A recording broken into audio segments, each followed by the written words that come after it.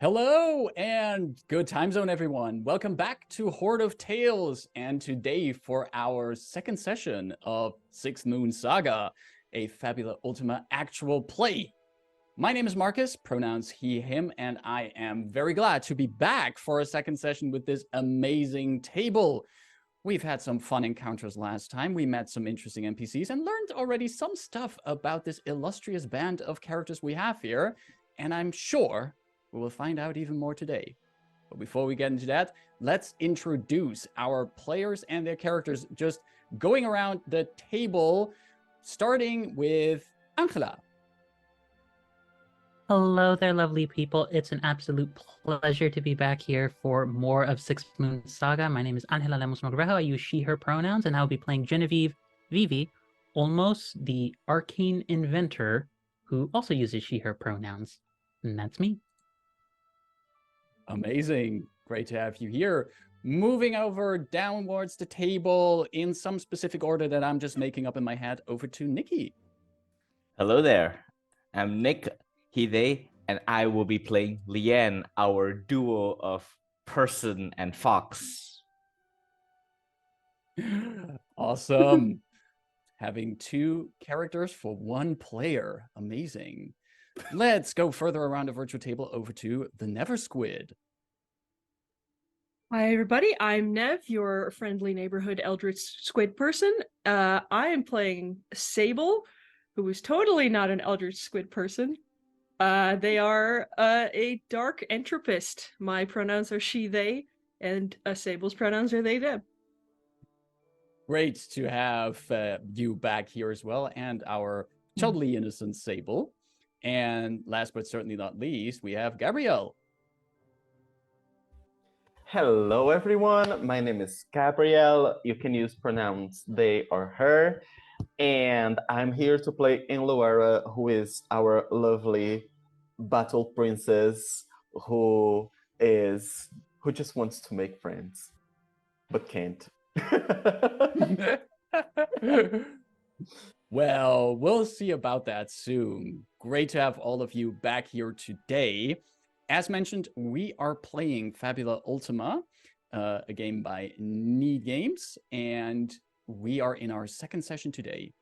And before we dive into today's session, let's briefly recap our last session, because last time when we met our adventurers, we met them in the murky, dark, and misty Murklight swamp on the world of Thea, where they got involved with a few merchants that first had a bit of a discussion with Enluara about a little bit of a misunderstanding, but eventually our adventurers helped the leader of the merchants, Yuri, to stand against a mysterious white-clothed figure and fighting off a monstrous, shadowy pumpkin creature that seemed to have come from some dark crystal.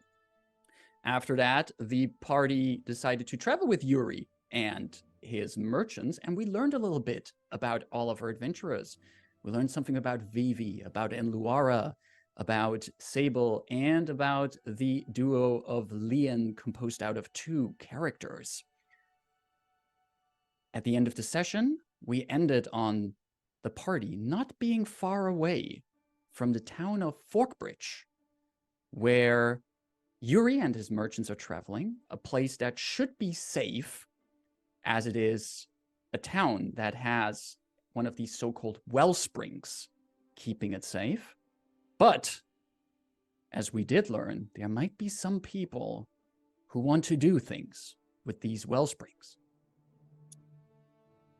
Before we get our adventurers to Forkbridge, we open our session today with all of us looking down on the town of Forkbridge from atop a hill not far away.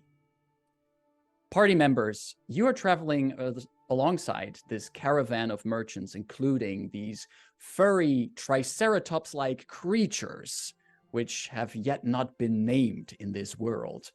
And we see you and the party members traveling alongside this caravan, moving towards the town. What you see before you, in the valley before you, is a small city surrounded by circular walls, parapets, and watchtowers all along the wall.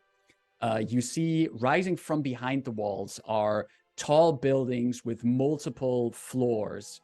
You can already see the curves of streets leading to the town center, and you can hear, coming up from the valley, the sounds of commerce, of merchants, of hustling and bustling city life.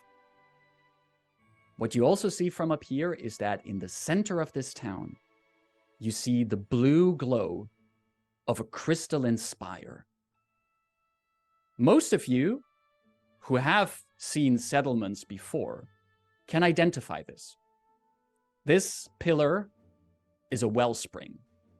Crystallized, coalesced magic, aura itself, that the people of Thea have found ways to protect their settlements, to use its magic to keep away monsters and harm from their towns. And that has allowed for these kind of settlements to exist in dangerous environments. As you're cresting the hill with the merchant Yuri aside of you, who is looking down, standing next to all of our party members assembled, Yuri strokes his white beard with beads worked into it and says, "Well then, Forkbridge. Just a little bit more of walking until we're there. Well, and then we can treat ourselves to, I'm thinking, a nice meal, a good drink. What do you think?"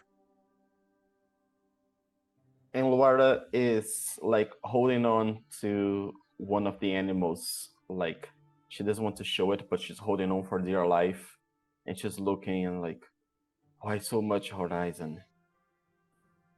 This is my home doesn't have so much horizon. This is a little. I apologize. I am a little busy. Yeah, Yao is also sort of standing there. His face doesn't show anything, but he always gets very antsy whenever, on the rare times he has to get into like civilization, and he feels sort of like itchy all over because I'm guessing this town is like quite crowded. Like people are just like on the street out and about. Yeah, you can see that he's occasionally just flinching a bit, like looking around, making sure no one gets too close, while Yuan is behind him, just lurking, which I'm guessing keeps people at a wide berth as well. And as Yuri says that, Yuan is just going to, we should inform whatever authority here about the potential danger to their town. That is actually a good point. It's been a while since I talked with her, but Mayor Dane, Cornelia Dane, she makes a point of it that she likes to have her whole name used, would probably be grateful if we inform her as soon as possible. And where does this Cornelia Dane resides? Well, in the city hall at the heart of Forkbridge. But let's first make sure that we get to the town, and I'll point you the way to where she is. I actually wouldn't mind catching up with her as well.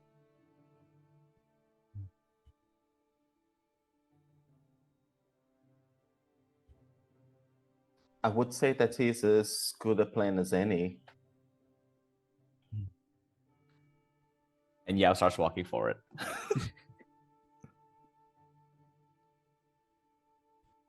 And Lara follows, like she looks back and, are you not coming? Well, Sable is still on top of the furry triceratops thing. So they can't really decide their own pace. Yeah, Vivi was also like walking over to ask Sable, do you want some help down to walk on your own, or do you want to still be on top of your friend? Oh, no, I got it. Thank you. There's definitely a notice. There's, in contrast to most other occasions, Vivi has a slight note of anxiety in her voice that noticeably increases whenever more people appear around her.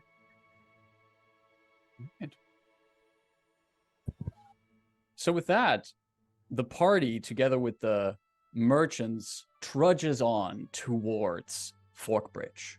And we eventually have this kind of swipe cut as we see everyone entering through one of the town gates. The merchants all greet the town guards. At this point, before we enter the gate, Sable would have climbed off of the creature whose name I don't remember. They definitely didn't got it. They just sort of face planted when they came off. The best way to land. I would assume also, considering that you've been traveling with the group, with the merchants for a few days, as Sable is coming off and does his face plant, there's already a bunch of merchants who are able to help them back up, and or at least offer them to help them back up. They don't accept any hands. They just get up and brush themselves off as if nothing happens. They don't unlike everyone else, they don't seem the slightest bit anxious or stressed. That intense look of focus never wavers. And as that happens, Sable, with this intense look, getting back up, and you're entering. The merchants quickly wave over to the guards at the town, at the city gates. These guards seem to know the guards. These guards seem to know the merchants. I assume the guards know the guards, but that's who knows? Who knows all of their colleagues anyway? Anyway, the guards greet the merchants and come into the town, and you can hear indeed the hustle and bustle. There's a lot of voices around you. You hear market criers. There's someone like this high-pitched shrill voice goes like, fish, fresh fish, and there are people talking to each other. You catch like some bits of conversations, like someone going, oh yes, I heard the weather would be really nice indeed, yes, very much. And there's people also looking at this new group of merchants and travelers, including you, walking into town. The weather currently is actually pretty nice. The sun is shining. There's just a few clouds in the sky, a nice breeze, and mixing in with the sounds of civilization, you hear the sounds of birds all over you. And you actually notice one bird species here that kind of looks like larger parrots, but their beaks their beaks look more like that of an axe, and they look, and they actually, some of them imitate the sounds of the city they hear around them. Like, you notice that there's one of the carts that the merchant have a squeaky wheel, and there's one of these axe-beaked parrots is looking at it, and as it goes by, you hear it echo that sound of the squeaky wheel as it comes by. And it seems to be something that most of the people here are accustomed to, but for those of you who might not be, it's a nice surprise. What is it doing? They're echoing the sounds that they do. It's a form of echolalia some creatures here have. Oh, well, indeed, but why?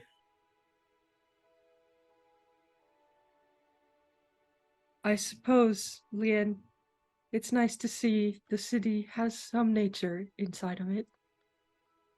Perhaps, Yuen says, though those things are annoying, though. And that's the first time she growls you have ever heard her growl. And you hear one of those XP's birds come, perhaps, perfectly imitating Yuen's sound and just looking the fox in the eyes. And the fox actually like, and Yao is actually the one who just holds out a hand. Calm down. Ease off, buddy. Ease off. Don't do it. Yep. Not worth it, man. Yep. The wiser half has a thing with these type of birds. I have decided on the spot because I think it's funny. Loves nature except for that one bird species. Yep. And Luara looks at the bird and says, I would say you were picking a losing battle, friend. Losing battle. Ah! Yes, indeed. Now shoo. Shoo! And it flies off. While you are meandering to the town, Yuri earlier mentioned that it might be a good idea to report to the mayor of the town, a certain Cornelia Dane. And as you're making your way through, you see that parts of the merchants that you've been traveling with have already been going their own way. Some of them seem to be heading more for the marketplaces here in town and are not accompanying you towards the city hall here. But Yuri and the furry Triceratops creature are, as they make sure that you come to the town hall, the city hall. And considering Forkbridge is, I'd say it's a village of about, or a town of about 3,000 people total living here, which is, for these parts of the world, quite a significant settlement. If you put 3,000 people into a room, that's still a lot of people. And you come to the city hall here, which is a large manor with 4 floors and has an entrance with pillars to the side, staircase leading up to it. And in front of it, in the square in front of it, there's also some market stalls. At many places here, people are trying to sell their wares, offer their services, and you do recognize what is a really eye-catchy part of this town square is that there is, in the center of it, is a statue on top of a fountain with a woman in a very heroic pose, holding out a sword in front of her, the other hand on her hip, and sitting on her shoulder is, with wings widespread, one of these parrot-shaped figures, these parrot birds, and the statue also has waving hair, and there is a plaque on it that describes that this actually is a statue of Mayor Cornelia Dane. And Yuri tells you, well, the thing is, she's been winning the last, what must have been 6 elections already. She's a real, how do you say it? She's very popular with the people here. And I think she had this statue made after her 5th election. I think it's a little bit, well, I wouldn't put a statue of myself in my town, but hey, Cornelia is Cornelia. She must be some grand leader. We must schedule a diplomatic meeting at once.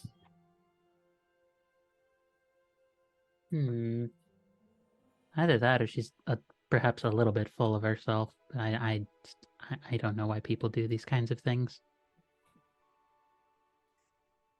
Regardless. Sorry, go ahead. Regardless, she seems competent. It's not common for leaders to have statues of themselves. It's not uncommon. It's more that I personally find it a matter of taste.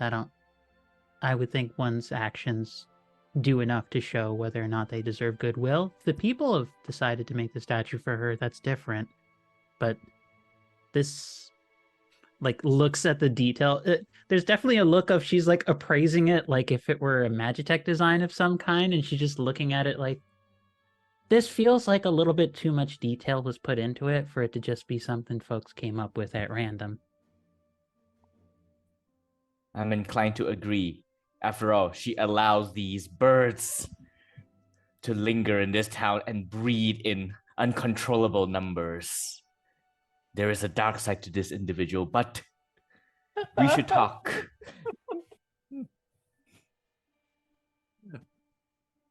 Why, I do not see the issue. It is customary of great leaders to fashion their own likeness to be displayed in public places, is it not? Do you have a statue of yourself in your moon in Luara?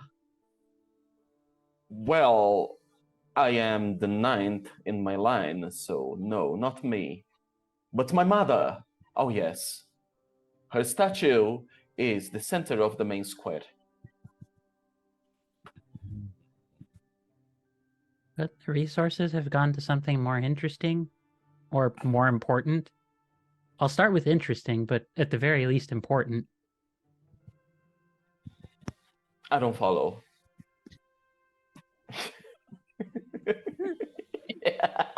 She actually, I did this just out of reflex, but I think Vivi also does one of these. She's just like, Just breathe, Vivi. No, I love that. I just love. This is a canon thing for Vivi now. Is that she just whenever she's stressed, she'll just go like, "Be nice, be nice." I would say Yuan looks at you and Luara for a second, sort of like a scrutinizing look, and then she will go, I think I am beginning to get a picture of the kind of person you are, and Luara, and your people. And then she turns away and walks forward. And No Luara comment. raises an eyebrow. What is with him? What is with him? And with that, the party, you approach the town hall. Just imagine we see a shot that there is behind a desk in the reception. We see a cat person, basically, white-furred, very round face, and is currently busy shifting around papers behind a reception, checking calendars, checking reservations.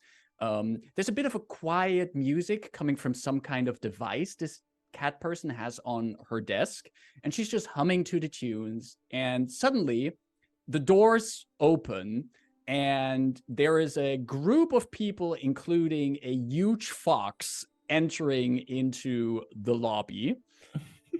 Who of you will be doing the talking with the cat person receptionist here, who is currently just looking at you a bit baffled? And Luara was gonna do it, but then as soon as she enters and she's preparing to announce herself with all like greatness and pomp, she's like, greetings,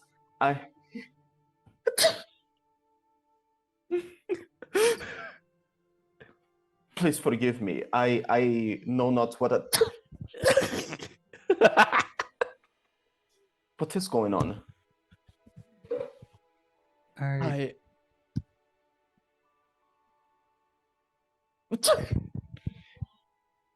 Perhaps it's better if you were to move aside. I will handle this. You and the fox walks right up to with Yao next to her. Hello. Hello? Welcome to the mayor's office? Just for context, Yao is standing right in front of this cat person, and then Yuan's head is over his shoulder, just looking right at this cat person.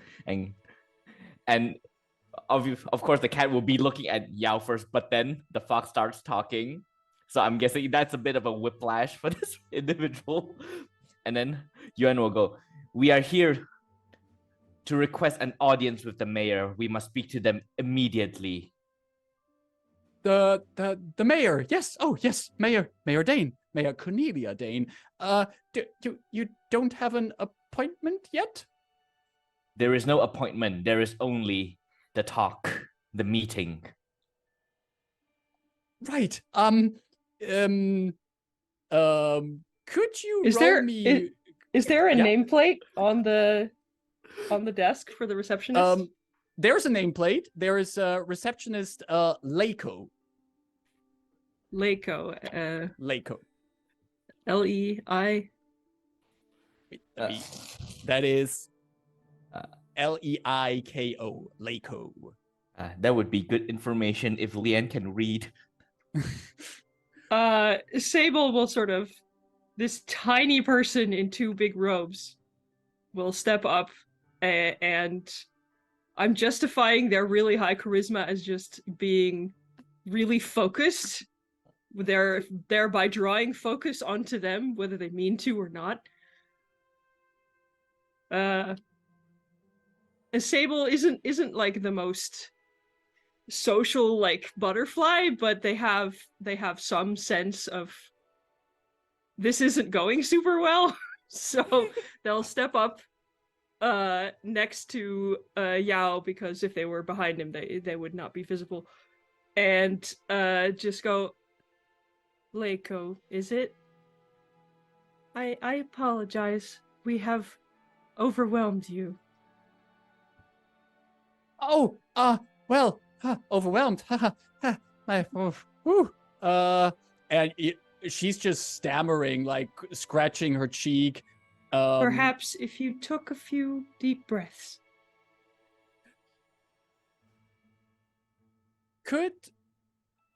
I would say, I want to see how well this goes. I would put it this way. Since Yao and Yuan were the ones who first initially came and made the impression, I would like to have them make a insight plus willpower roll. And Sable, since you're popping in there with your presence and everything, could you give me a willpower plus willpower roll? All right. Do I roll for each? Do I roll for Yuan or Yao? Because that's the difference between 2d10s and 2d6. I would say since it's Yuan doing the talking in this case, and is also the one that's the most making the biggest impression right now, I would say that Yuan is. Oh, thank God. oh wait. Can I help? What was your total? I rolled a 13. Oh. I rolled a 16. Oh. So Sable, you mentioned to Leiko that she has to like maybe try calming down, breathing calmly. And Vivi will very much recognize this is stuff Vivi has told Sable. Even though Sable doesn't freak out ever. But this is definitely tactics that Vivi has tried to teach Sable. And as Leiko is standing there, she listens to Sable and she starts breathing slower, but she keeps an eye on Yuan and Yao, but she starts to calm down, and both of you get the impression that even though she was overwhelmed, she's starting to notice that in the end, you're here to have an appointment with the mayor, and she's the one who can help you with this. So she comes down. An appointment. Conversation with the mayor, right? She currently is in her currently in another appointment. But you could wait for a moment over there. She should be done soon. And... Ours is more important. Oh, well, I am not sure. She is actually currently talking about some very important infrastructure matters. More important than the fate of her entire town? Oh gosh, jolly, that sounds very important. Yeah, Vivi's just gonna do one of these on Euron's big, I assume big ass shoulder. Yeah, it's the wolf. And it's just like take 5, but effectively doing the gestural equivalent of take 5, buddy. Take 5. We understand that there's probably significant matters that Mayor Cornelia Dane has to take care of. We do promise that it is an important issue that we have to bring up with her. I see.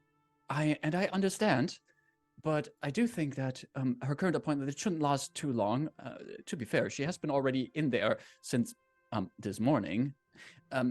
If you can have a little bit more patience and take a seat over there, she will see you as soon as possible. Nonsense. We must meet at...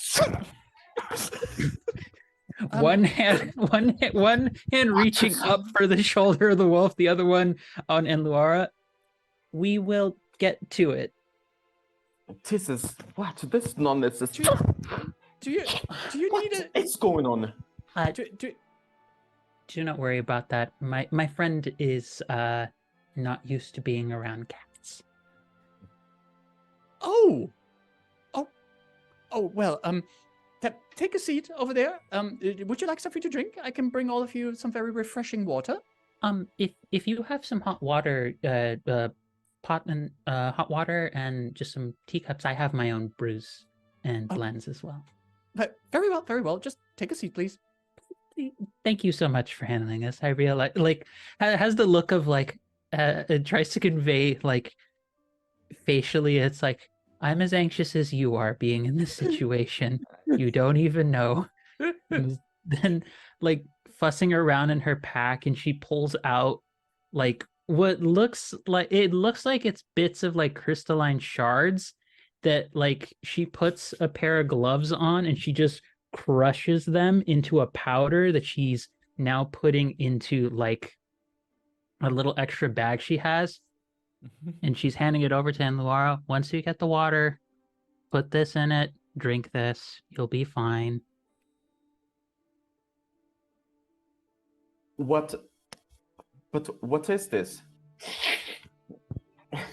You see this that's happening, the sound? Yeah, that'll stop. Fine, I'll take it. And Laura like looks at this like, suspiciously looks at Vivi. Well, I will trust you then. Yes, she'll do as she's told. She'll do as she's told. Make a Constitution saving throw. You hear a couple more that choose. Actually, poison. It's my newest batch, and I haven't tested it on anyone yet. Starts foaming. Vivi Hey, suddenly gets. But the nose thing stopped, right? Right? That's what I said would happen. Vivi suddenly gets Ultima points for some reason. Not sure why. Meanwhile, as Vivi is preparing this and all of you are given drinks, you are also being led over to a hallway with some with benches to sit in front of currently closed heavy wooden doors. They look thick. They have all these beautiful carved ornaments on them. And you're sitting there, and you can hear from beyond those doors, you can hear muffled voices arguing. There seems to be quite a discussion happening on the other side of the doors. And as you are ushered there onto these benches to wait, you do notice that there's already one other person sitting there. A rather slender man, combed back hair, has this suitcase on his lap, and is just currently nervously tapping his feet on the floor as all of you approach, and is readjusting his monocle on his face, and is just quickly nudging all of you, just quickly nudging in a way of greeting all of you, looking at UN, also approaching, and then as all of you are seated with your drinks, the man looks over. Oh, I say, they're having quite the argument in there. What about do you know? Yuan says. Oh, I am not sure. I just know that my appointment is running late because of that conversation in there. Oh. Is this to mean that you will go after the one inside, not us? Looks at you and I do have some space in my calendar. I could shift things around. What is it you are wanting to talk to with the mayor? The fate of this entire town. Oh, what a interesting coincidence. I have a matter that is related to that topic. Well, partially related. Kind of related. I should introduce myself. How rude of me. Thaddeus Grimsby. I am a member of the Seekers. And as Thaddeus Grimsby says that,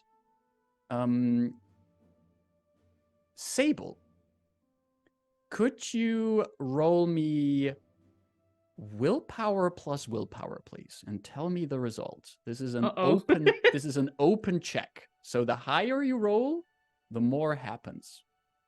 Oh. I rolled an 8, so not very high. Okay. You hear that mentioning of the term the Seekers, and in your head is this brief moment of you seeing yourself looking up at a sky that something tells you you haven't seen for a very long time. Things in that sky are not in the place that they should be. Stars are in a different place. Moons are in a different place. And there's a certain red tint there that also was never there. And then you recall voices, people talking around you. And you hear one voice saying, "Oh, probably the greatest finds the Seekers have ever had. What are we going to do with them exactly?" And then another voice, "I am not sure this is the right thing to do. What if they want to be free?" And you see also in front of you, before your mind's eye, you see an icon, something that looks like a very stylized compass. And then you cut to memories of meeting Vivi for the first time. And then you're back here with your allies, and this Thaddeus Grimsby is still sitting there reaching out his hand, offering it to everyone who would like to shake it. Okay. I think the only person who might notice is Vivi, because Vivi knows them better than anyone else, because they don't freak out. They don't have like a expression on it, like not much changes, but there's a twitch. Their eyebrows twitch together in what could be a micro expression of a frown, which doesn't really happen very often. Their face is pretty stoic. They don't say anything right then, but they do not shake the person's hand. They just nod their head.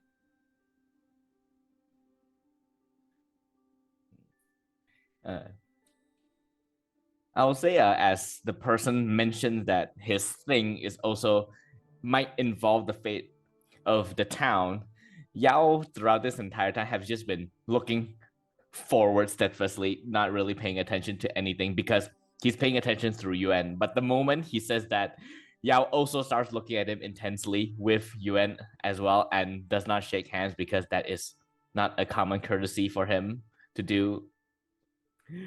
But now, both Yuan and Yao is just looking at him intensely at his, not even at his outstretched hand. And Yuan will go, "How so?"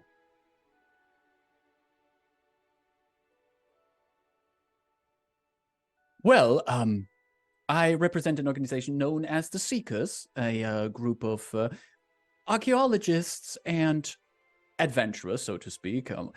I do have to say, my adventuring days are past me, but we have heard there is a discovery that my organization has made some time ago, and we have seemed to misplaced the discovery. And we are fairly certain that this discovery is one of utter importance to Thea. And we are trying to find it again, and we have heard information that this discovery might be around these parts of Forkbridge. Alex, go. Sorry. I have No, an no, go. idea for something that you might be able to veto as the GM. Go ahead. I'm thinking that Sable, using the totally not eldritch part of their identity, suddenly the others hear Sable's voice in their heads. And it's Sable going, "Oh no, what if he's looking for me?" Has this happened before? Have your party members heard Sable's voice in their heads before? No, and I don't think Sable even realized that they actually did this. Lien as a collective frowns a bit, but they're used to sort of like telepathic communication with each other, so they don't really jump at it. But they are now, both of them are now side eyeing Sable. And Laura is absolutely looking at Sable with like as if Sable had just grown a second head. Vivi notices that, but doesn't acknowledge it. It more just like is looking with a look of just kind of confusion at Thaddeus, and then like interrupt if Leon was about to say something else. Is like, wait, I'm sorry.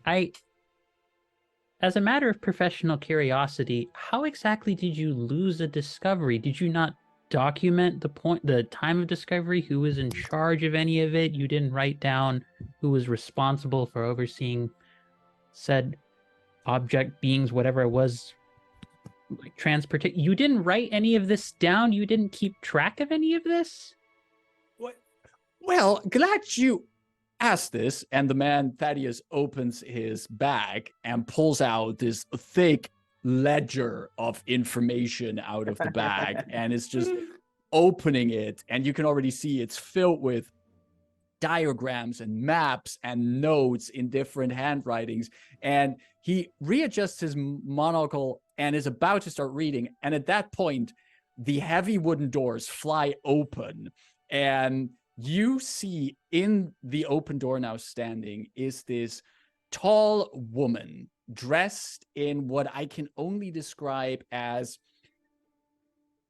politician chic pirate outfit with a bunch of colors, a long-tailed coat, belts, too many belts. Nobody needs these many belts on their outfit.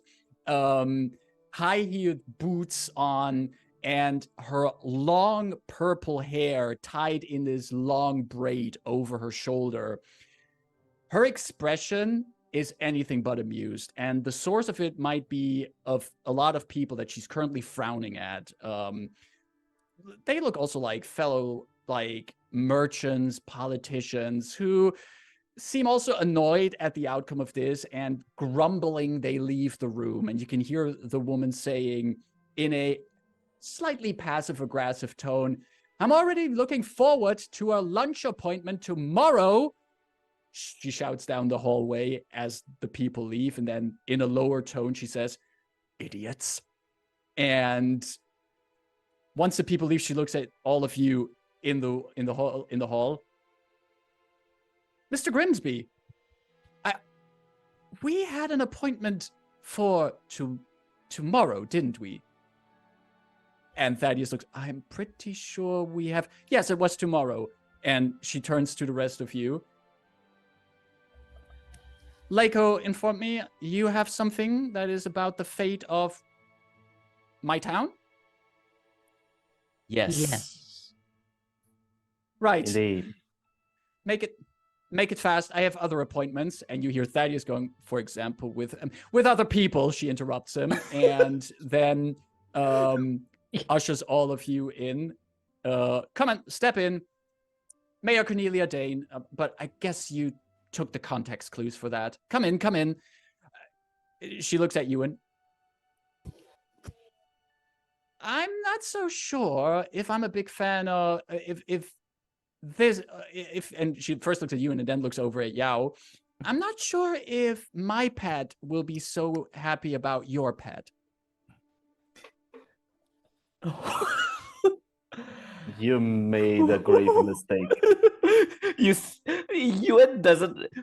Her expression is still normal, but then like her usual self. But then the moment she hears pet, her face just goes extremely deadpan. Just stares, and then after for like this very awkward couple of seconds, then Yuen will go, "I'm sure we'll get along just fine." Oh, very sort of like very tight along the corner of her lips. She looks at Yuen. All right. Please come in. And Luara. And Laura strides in because that is obviously what she does. And she says, "Greetings on behalf of Bloom. My name is Luara Bonflor de Puji Silva II, child of Queen Luni Blomflor." She goes on, okay, so she goes on this diatribe, like, telling, like, you get, like, the short version of her, like, royal lineage in the next, Right. like, 22 minutes. And everyone tries, and whenever anyone tries to interrupt, like, it's very hard up to the point when she says, "And to demonstrate the respect and appreciation I have for your presence, I shall sing you the song of my people."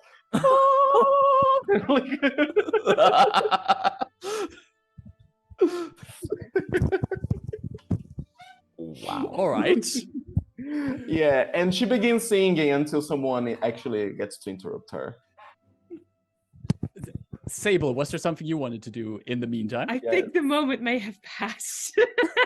I was going to ask if I could get a glance into Thaddeus's books before he shuts it and leaves, before we went into the room, but I feel like the moment has passed. I would definitely say, I am so sorry. If I would say okay. that especially when Enluara takes the lead, going down on her whole lineage and literally singing the song of her people, you would have, while Thaddeus is still looking baffled at the situation, like just being moved into a later appointment slot. And he's just for a moment just so baffled that he keeps his book open. Is there anything specific that Sable would try to see that they can glance from this book? Any specific kind of information? Well, whatever's on the page that they can see, like they're a little concerned with what this discovery might have been, for reasons. Could you, while the rest of your party goes into the room with the mayor, could you roll me an insight plus insight check to see what you gather from that quick glance?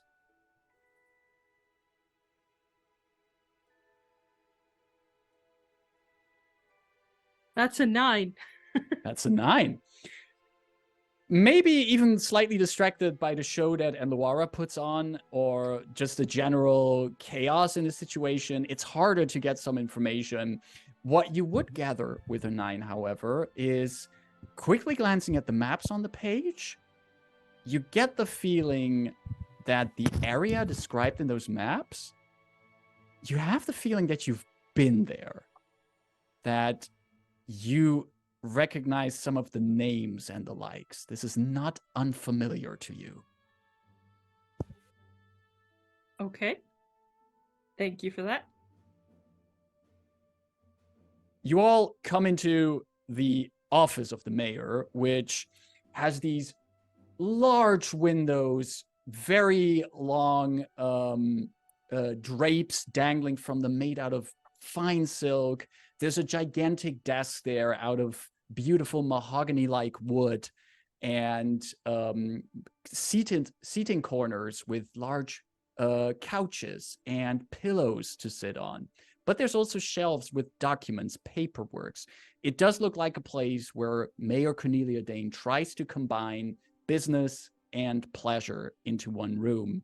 And you also notice that sitting on the desk is a fairly large parrot axe-beaked bird.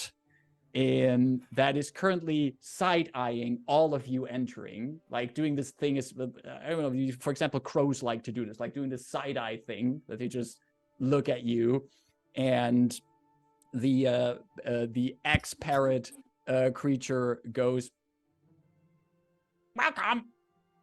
Ah! Another soft rumble comes from Yuan. Like just growl. How much can these birds repeat? Like how long? You want to try it? You want to try it with something? Well, I don't know. Maybe I'm being too goofy, but I thought of like I would spend a Fabula point to have this bird actually learn the song of my people.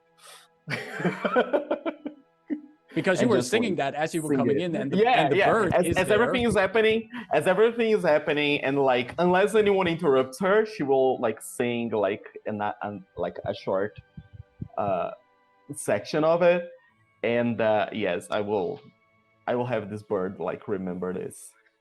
Are there any people against that?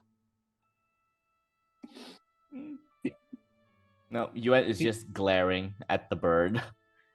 And I was gonna say that internally, this mayor is now the most hated person that Yuan or Lian has ever encountered before in their lives, and that's saying something.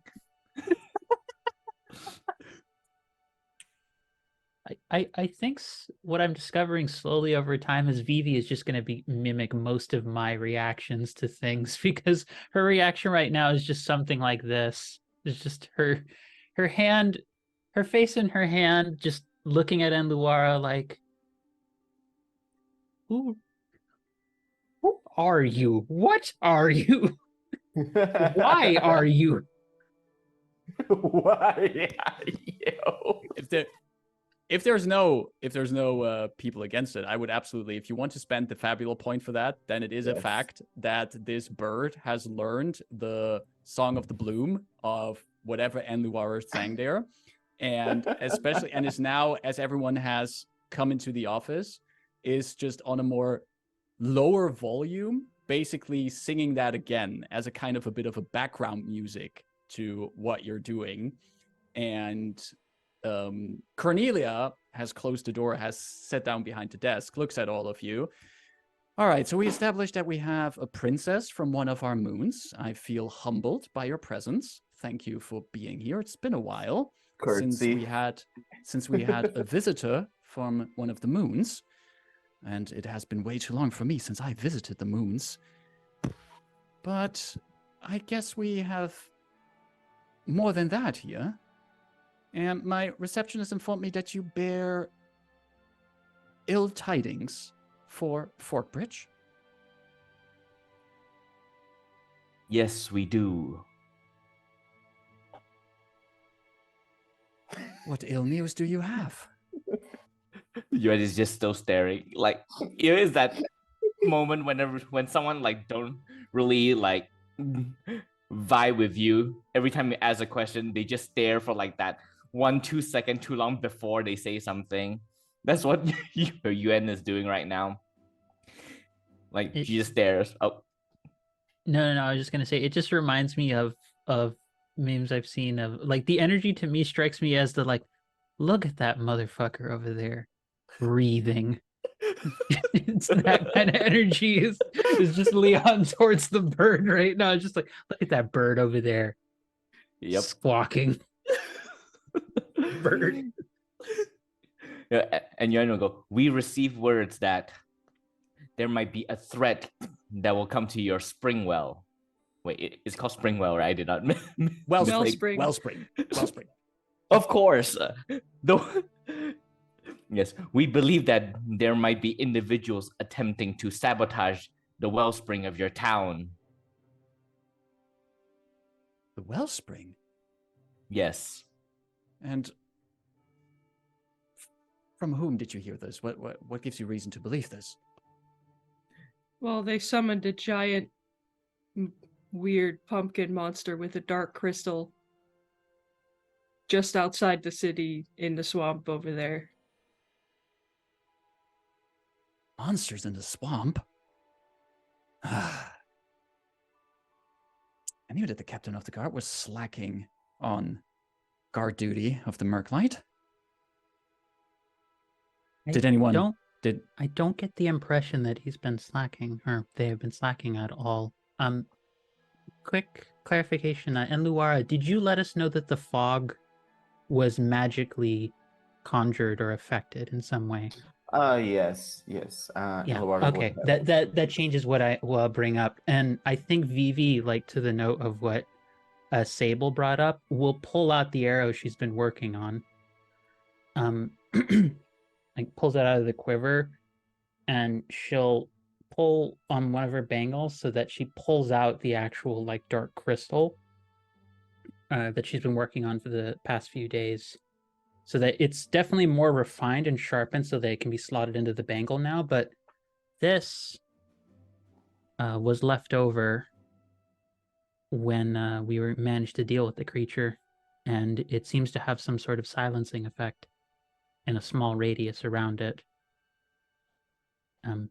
For example, and she pulls out an arrow and another arrow, and she attempts to see her pull out like a component bag that looks as though it has a small vial in which there's frost crystals inside of it.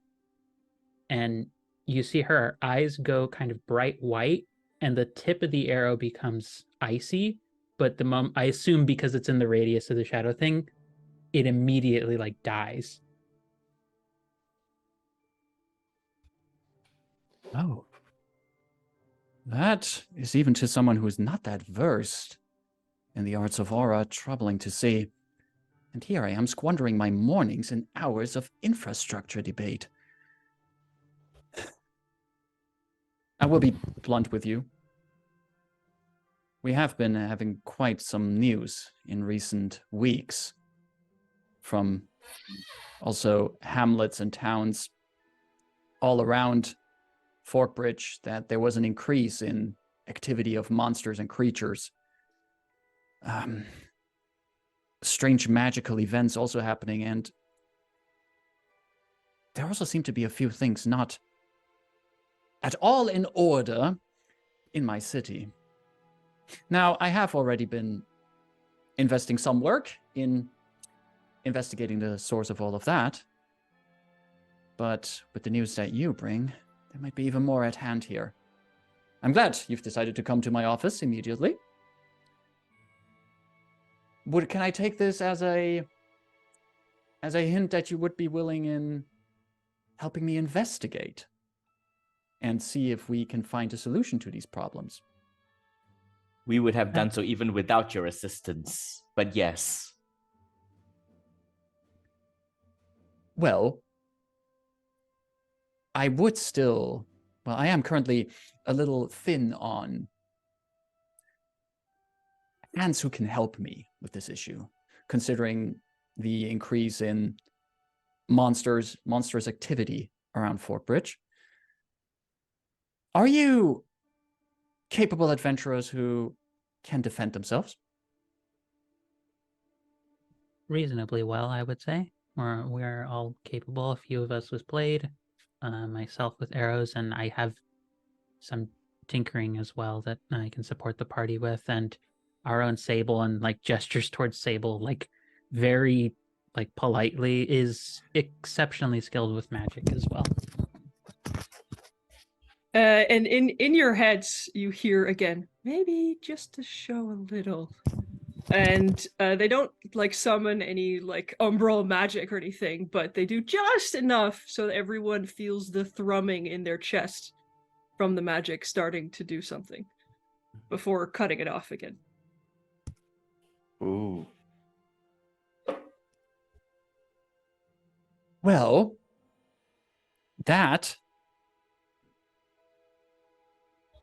It would help me a lot if I could send all of you to investigate something for me. The fact that you mentioned that the wellspring is a danger confirms a concerning rumor or a concerning thought I've been having. There have been strange things happening around the wellspring, and apparently the source of it is closer to the roots of the wellspring, deeper below the ground, around where the sewers of Forkbridge run. Now, I have been consulting with external consultants, specialists in wellspring maintenance, in trying to fix it, stabilize the wellspring, but I think there's something at the base of it that requires further investigation. If you're willing to delve down there, and I understand it might be a dangerous and not all too clean job, I will of course compensate you. And I would show you also the gratitude of Forkbridge and have you, well, provide you with any kind of rooms or places of respite that you need in exchange for your services to go down there. I need to do a quick check-in with the party because Enluara's first response would be like, there's no need of compensation, and I just want to check if that is like something that, which probably would, yeah, I don't know. I would like to check in. That is what Leanne would say as well, because they live in the wilds, they don't need money, so. Yes. Sable would have learned from Vivi not to do things for free. Oh no, I took a perfectly good eldritch existential being and I taught it capitalism. I have committed the worst error in all time. Yeah, Mostly because Vivi is the one who innocence. takes care of everything and pays for everything. It's like, well, I mean, we it's can't true. we can't afford our food. I Oh, can't afford shit. to play, we need the money. Oh no, I'm the inventor and I need the most money for my stuff. That means I'm the party treasurer by default. God damn it. I'm happy to like babble that kind of bullshit and be cut off. Like it's just Yeah, like I think there's probably a moment of Vivi, if you're okay with this, Gabrielle, I think Vivi said, and Luara, you might want to take another drink of water right now. And it'd be like, why? And then Vivi would say, because you're about to get dry mouth in 3, 2, 1. From the allergy medication. I still haven't worked out that side effect yet. Okay, And it's just like the worst. You're like, and it's like, fantastic. we would be happy to receive any sort of compensation you would feel fitting for us to help you solve this problem. How about per person up front already 150 zenith for each of you, and after you return we can talk additional compensation. So this is the moment when all of that goes down, or this is the moment when all right. So Enluard is like, that's nonsense. There's no such thing as compensation for doing the bare minimum. We are here to. What is this? And then she starts like, where's my mouth? Dry. Ah.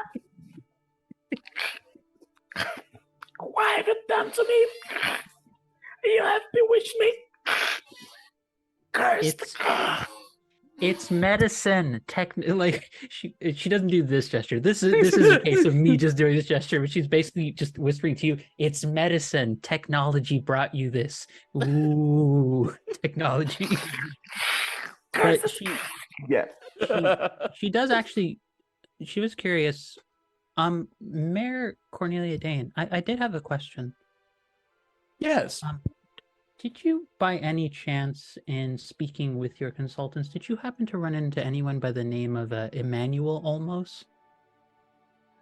This would be father. Emanuele.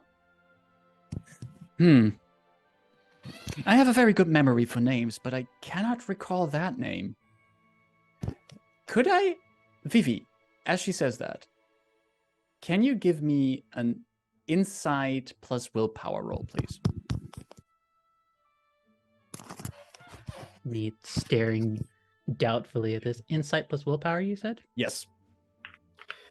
Meanwhile, Eloaro is chugging like a bucket of water or something.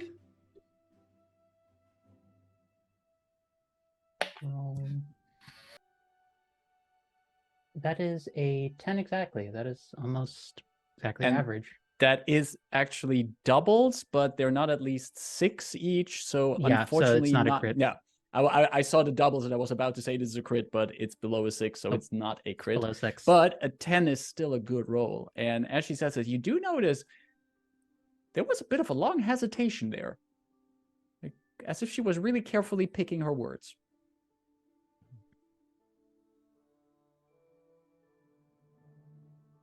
But I'll keep that name in mind if you want to.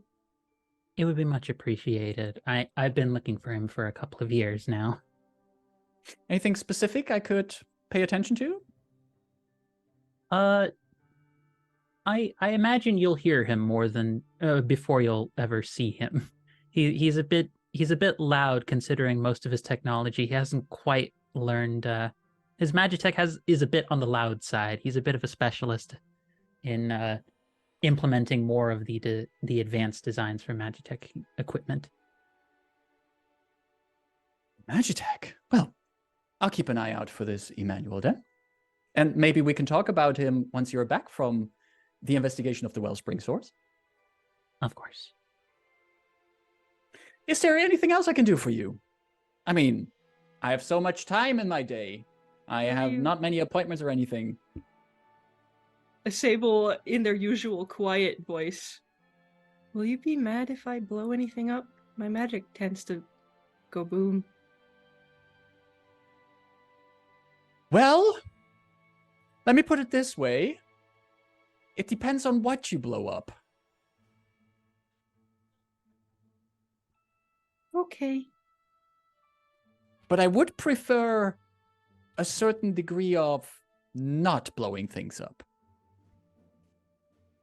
Oh, and look out for weird tall men with white doctor suits. Words. Player can't word. Sable describes the weird doctor figures that we saw.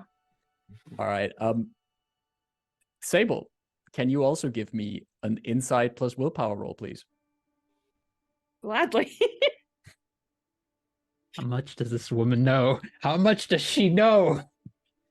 That is brain, thank you. That is, what is it, 8 plus 7? 15. 15? 15. Jesus. Woo! Those are my Holy 2 highest moly. stats, guys. I know it is.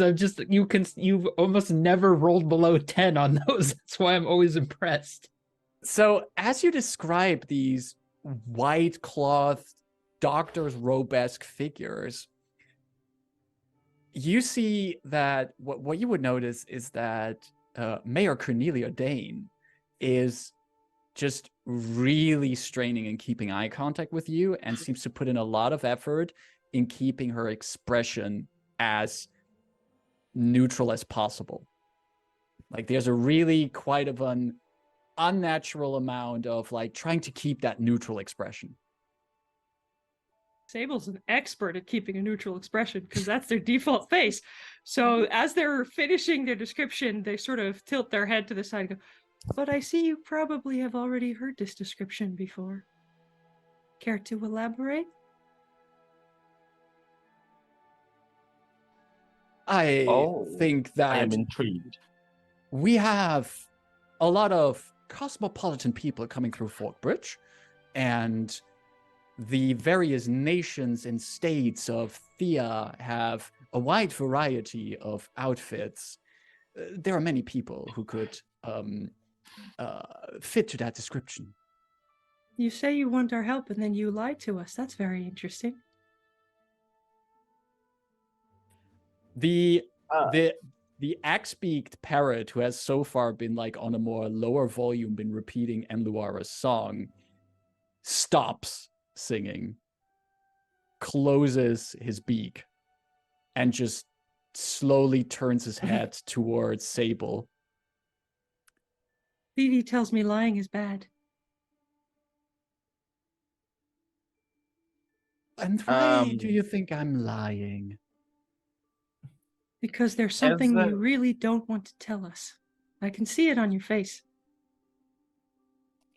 As a courtesan, would I be able, like, I would be like well acquainted to like politics bullshit. Of course, we can't know what they're lying about, but can I get an idea of what reason they would have to lie? And this is especially because you have like this courtier courtesan background of Yeah, I mean, princess, yeah, you know, I mean, Yeah. she's, yeah, and Laura's You would- a bit, you know, out there, but she's not a complete fool either. no.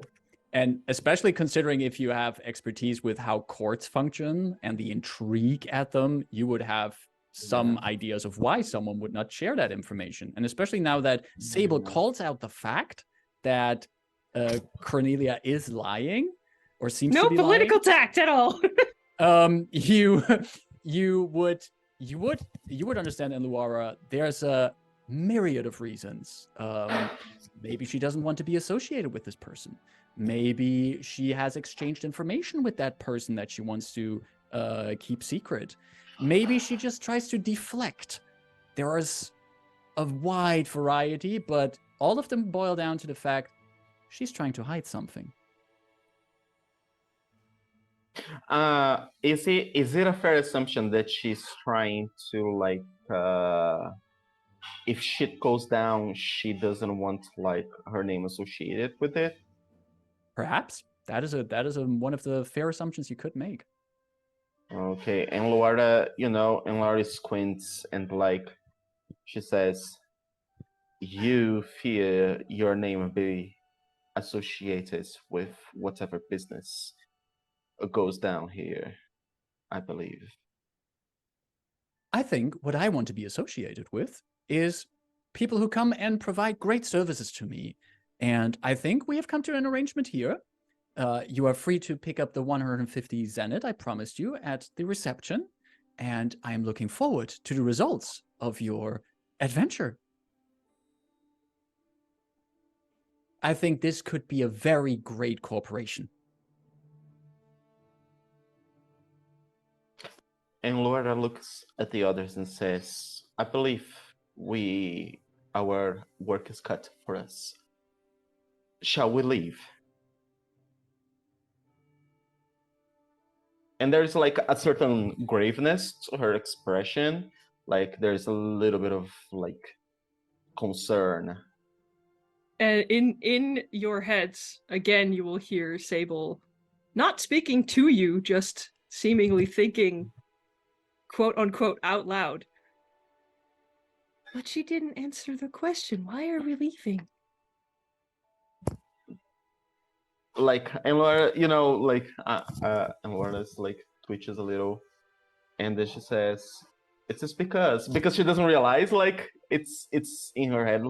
And it said, "Because we must discuss matters elsewhere. Let us go."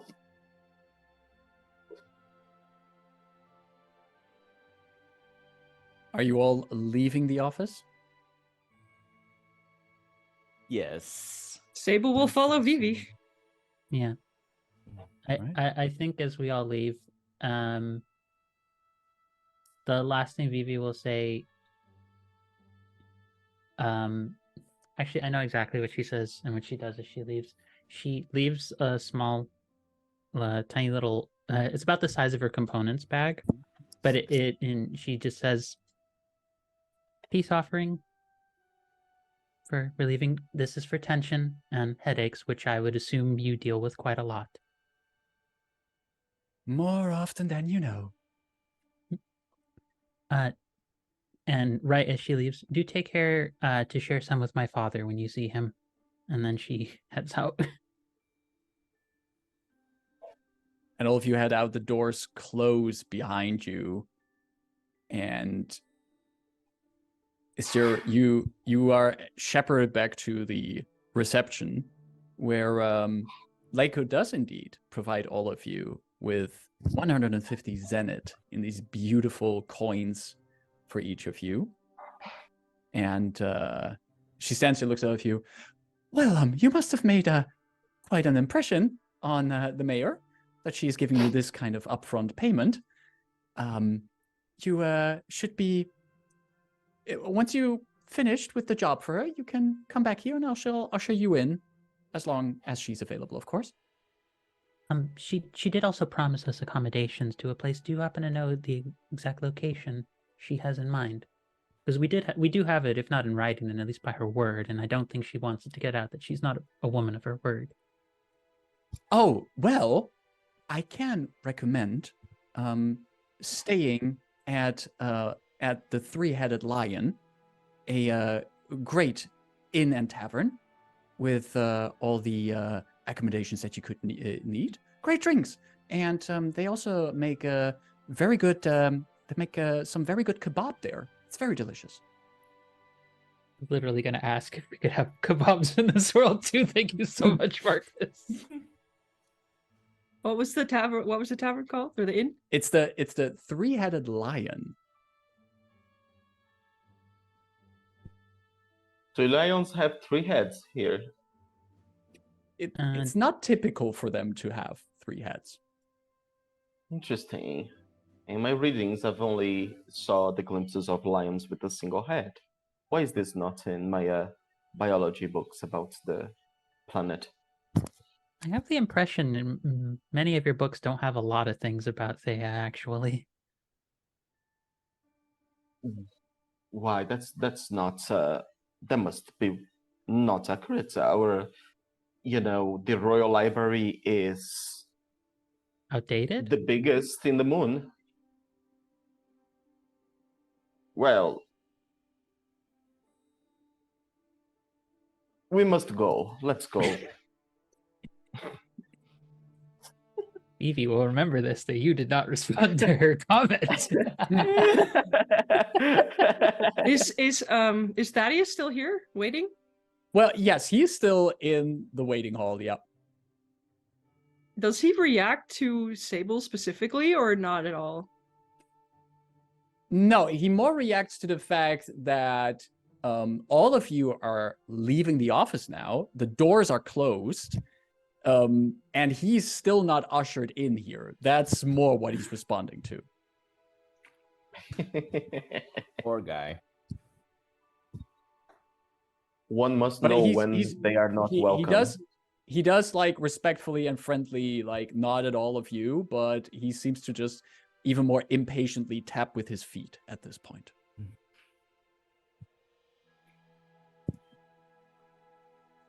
I'll The say Yao message to me is quite clear.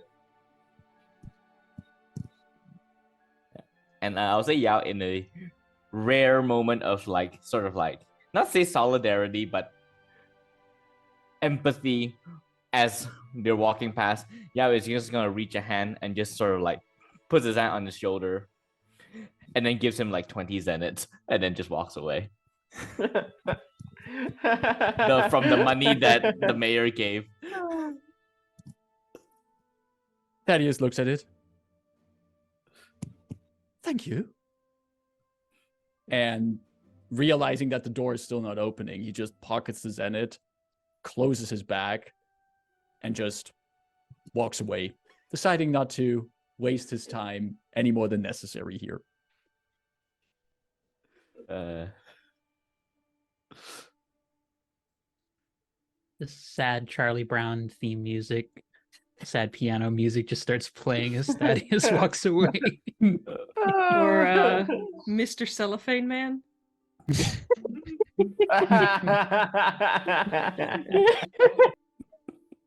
Poor guy.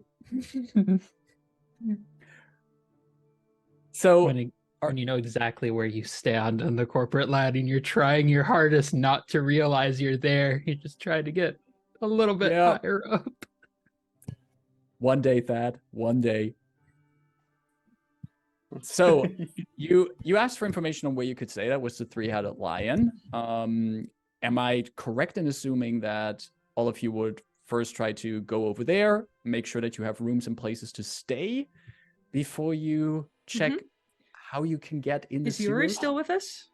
Oh yeah, actually, that's a good point. Thank you for raising that. As you come out, Yuri has been spending some time on the square in front of the town hall, just selling some of the wares and just bantering and bartering with other merchants there. And as you come out, he sees all of you, waves with his big hand at you, and wants to hear all about what happened.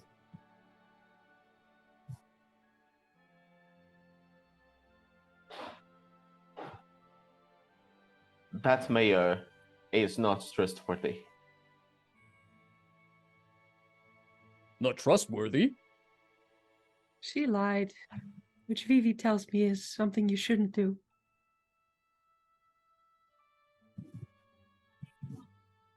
Well, but anything specific you think she lied about?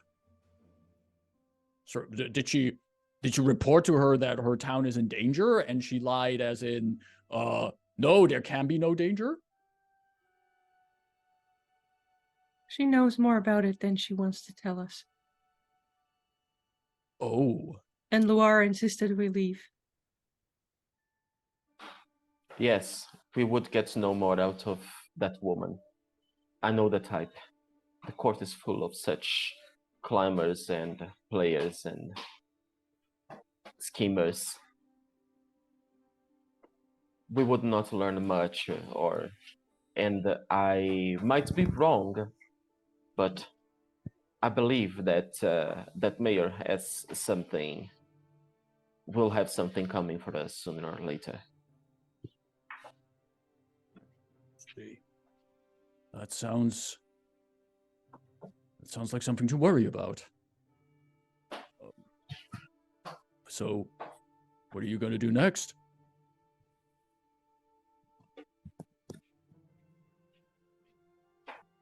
Well, I suppose we have an assignment, and we must deal with it.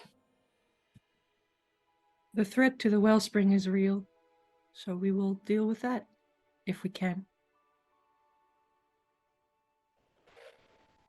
Well, sounds like you're at least trying to do your best to make this world a safer place and keep this town safe. I hope that the mayor knows what she's doing and not being honest to all of you. Because, I mean, I haven't known all of you for a long time, but I couldn't think of a reason to not be honest to all of you. Neither could I. If there's anything you need in preparation for your tasks, I have a lot in storage. I'm a merchant, so if there's anything you need, you can always come up to good old Yuri. Your kindness is much appreciated, and it doesn't go unnoticed.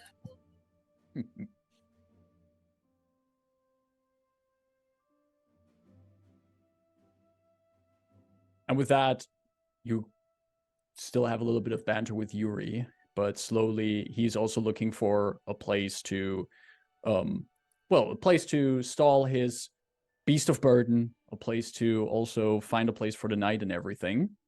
And we see the camera panning a little bit away from the scene.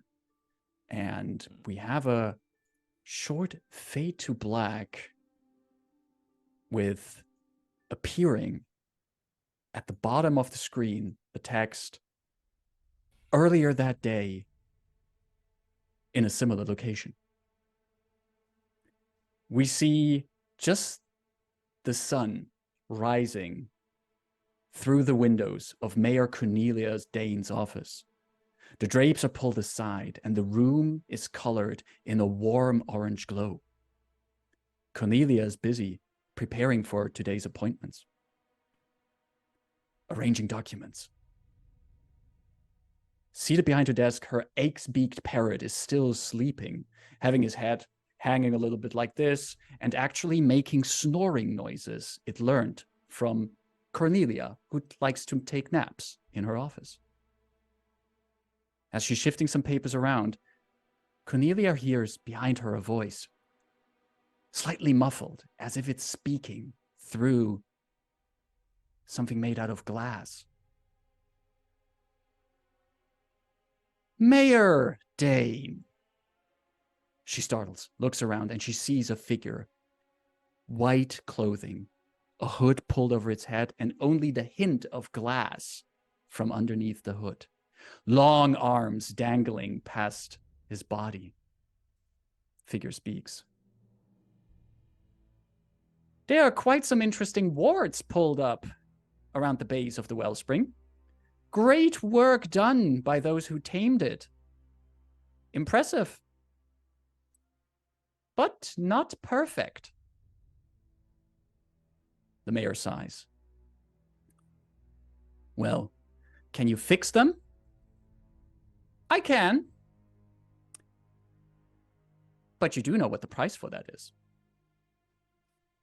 Look, we've had too many reports in these past weeks of monsters attacking merchants, crawling out of the sewers. My people are in danger. I need this solved. And I guarantee you, me and my siblings can do that. I just need a little bit more time.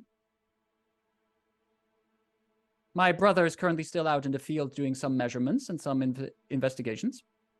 I will return to the bottom of the wellspring. Just know that the price we discussed for it. Cornelia sits down in a chair looking at this figure. Not a hint of his face, just this bit of glass plate. She looks at that bit of glass plate and says, If it means that you will have to temporarily disable the magics of the wellspring to reset it, if you can guarantee that. And the figure steps closer. I've showed you what I can do, what my brother and I can do. You can trust in me. With that, he pulls his hood a little bit further forward, and then just in a flash, in this kind of dark, warbly magic, teleports away. And at that point, the X-beak parrot wakes up. Ah! Danger! And Cornelia says, I'm afraid so. I'm afraid so. Fade to black. We're actually fading to taking our first break for today, as we're halfway through today's session. We're going to take our first break. We'll be back in about 10 minutes, let's say around at 40 past the hour, to continue with the second half of today's session. Use the time to stretch your legs, take some drinks, take your meds, and check in if not any kind of villainous figure is trying to be part of your life. We'll be back in 10 minutes. See you in a few. And we are back. Hello, everyone. Welcome to the second part of today's Fabula Ultima session, the 6 Moon Saga. In the first half, our adventurers have come to the city of Forkbridge, have reported to Mayor Cornelia Dane about the threats against the city, and have discovered that the mayor might be having some secrets, not being entirely honest. But no matter, the party has decided to pick up a job from the mayor to investigate the very source beneath the city of the wellspring. But before they do that, they picked up a recommendation for a tavern inn to stay called the Three-Headed Lion. And that is where we pick up as the party has come over there and entered the Three-Headed Lion, or is about to enter, because I think there's some interesting stuff we can look into as we're about to enter. We see as the party approaches this large tavern with enough space for stables next to it, and you can see that there's a lot of horses, other beasts of burden, among them also a few more of these yet unnamed species of fur triceratops. And right next to the to these stables is the Three-Headed Lion, which is a large tavern with a big sign over a large entrance door, the sign is in the shape of the heads of 3 lions.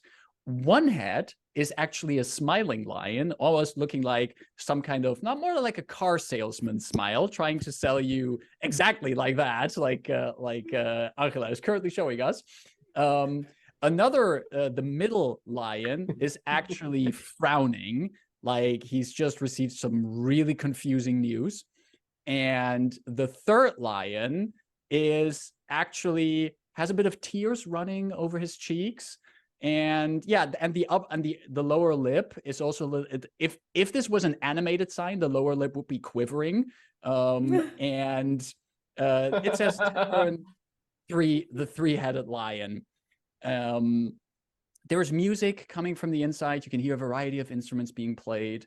And however, also standing at this door is what looks to be some kind of bouncer, a very tall, muscular man in kind of like a sailor's outfit, which is interesting because there's not really a harbor around here in Forkbridge. And the man looks at all of you as you approach. Oi, welcome to the 3-headed lion. And Laura is just like make... striding in. Sorry, carry on. I just have to make sure that none of you are bringing any problematic things in here. Do any of you have weapons on you? And Laura did not hear a single word out of this. She just threw the cape at the bouncer and is striding in. Oh boy. That's what you do, right? And Luara, can you give me you're throwing your your cape. Yeah, you're throwing your cape at him. Can you give me an yeah, this is definitely even the GM doesn't know. It's definitely willpower because it's like something you're projecting your personality. But I'm wondering what the second attribute is that we're going to use for this. Does anyone have any suggestions? Insight and willpower? Is this a matter of force of charisma, or is Enluara getting the yanked by the collar reaction from the bouncer? I think this is really indeed more like a thing of force of charisma, how this comes across at the bouncer. Insight willpower sounds right to me. Yeah, insight and willpower. Okay, I'm trying to find out how I roll here. I'm just gonna roll a thing that is insight plus willpower here. That's just for the. Okay, what did I get? A total of 9. Ooh. A 9. The bouncer is in the middle of his spiel, and you fling the cape at him. And with the cape still over his head, he just reaches out one hand and like tries to hold you back.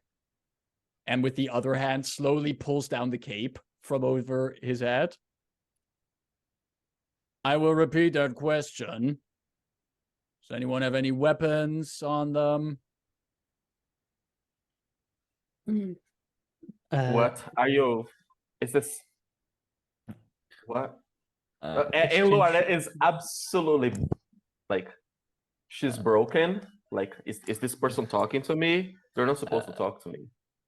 Yao will make eye contact with the bouncer for because he has a very obvious spear on his back.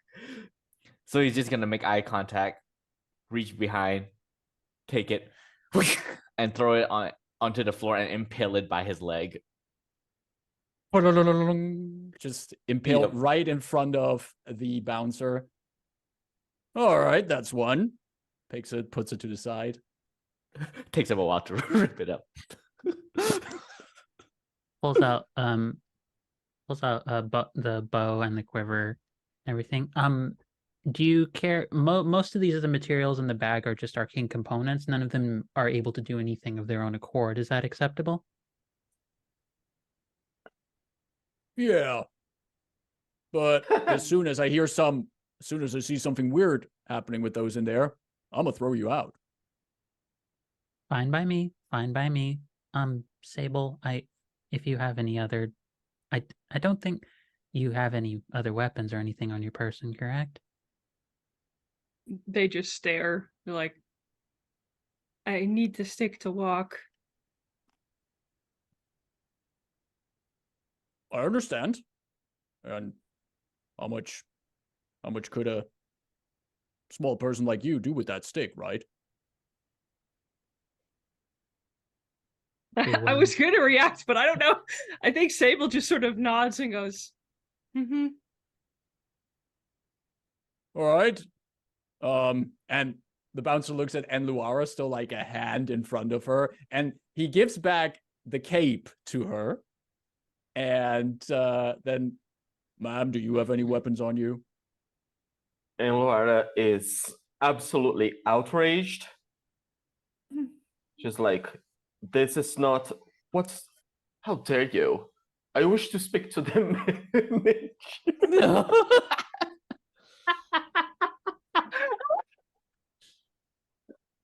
We just got here.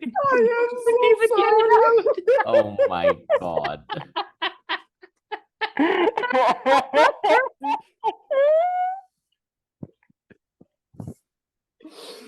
The bouncer looks at you. Oh, the manager, you say? Yes, I demanded to speak to the manager at once. Give me a moment. Look, whatever happens to me, I have it coming. And the bouncer disappears inside, and a few moments later, he comes back with another person that looks like his identical twin. It's like his identical twin, and the two of them, the other one comes out. Somebody wanted to speak to me? Yes, I am. And then she goes like into the whole spiel again, introducing herself as the princess and etc. Right. I get all of that. And your point being? And then she even doesn't know the point anymore because like what do you mean? Like, look, with all due respect, ma'am, my brother here was just asking you if you have any weapons. We want to keep a safe environment for all our patrons, and I would very much appreciate if you would cooperate with that. Oh, forgive me. That is all? That is all. I know my brother can sometimes he's trying to do a good job, but all we need is just check in the weapons, and then you can come in. We'll return to you as soon as you leave. No harm done, right? Well, indeed, if you have a proper armory to contain the Actually, we have secure heirloom, that is. Oh, that is a beautiful weapon you have there. Diatribe, yeah, another diatribe. About the heirloom that was, inherited from such and such, and we'll keep it safe. And you're even we have insurances that should anything happen to them, we will you will be insuranced against that. We take this serious here at the Three-Headed Lion. And then yes, of course. And then you can see that Enlora is clearly like stumbling a little because like she's barely getting used to the gravity and she's absolutely out of her balance here with this interaction. Like, what? This is, and then she goes inside.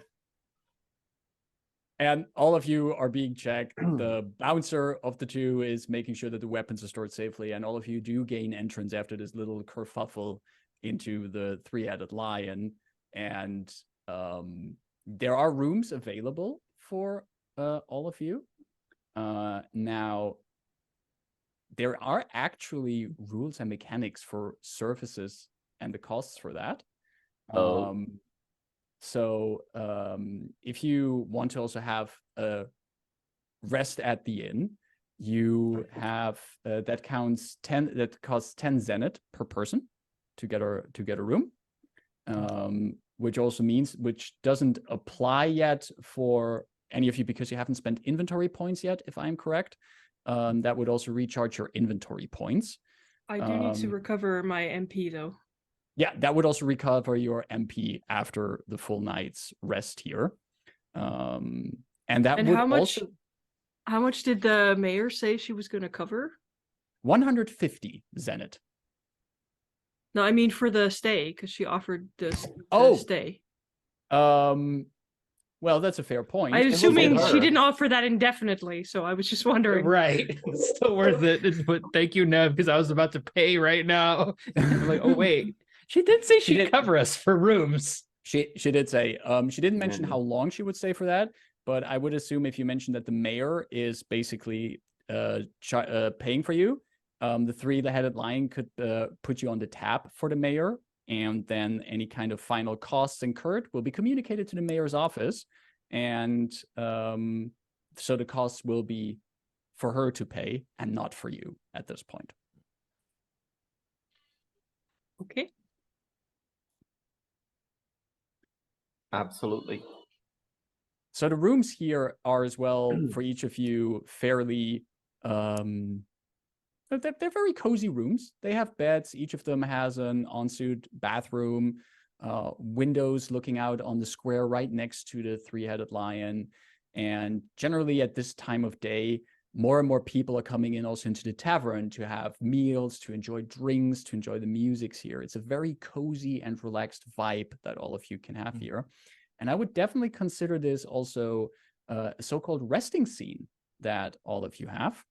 So what is possible during resting scenes, of course, these are the kind of moments that in many RPGs are like the campsite scenes where the party is gathered around the campfire, where you talk to all your party members, have these conversations.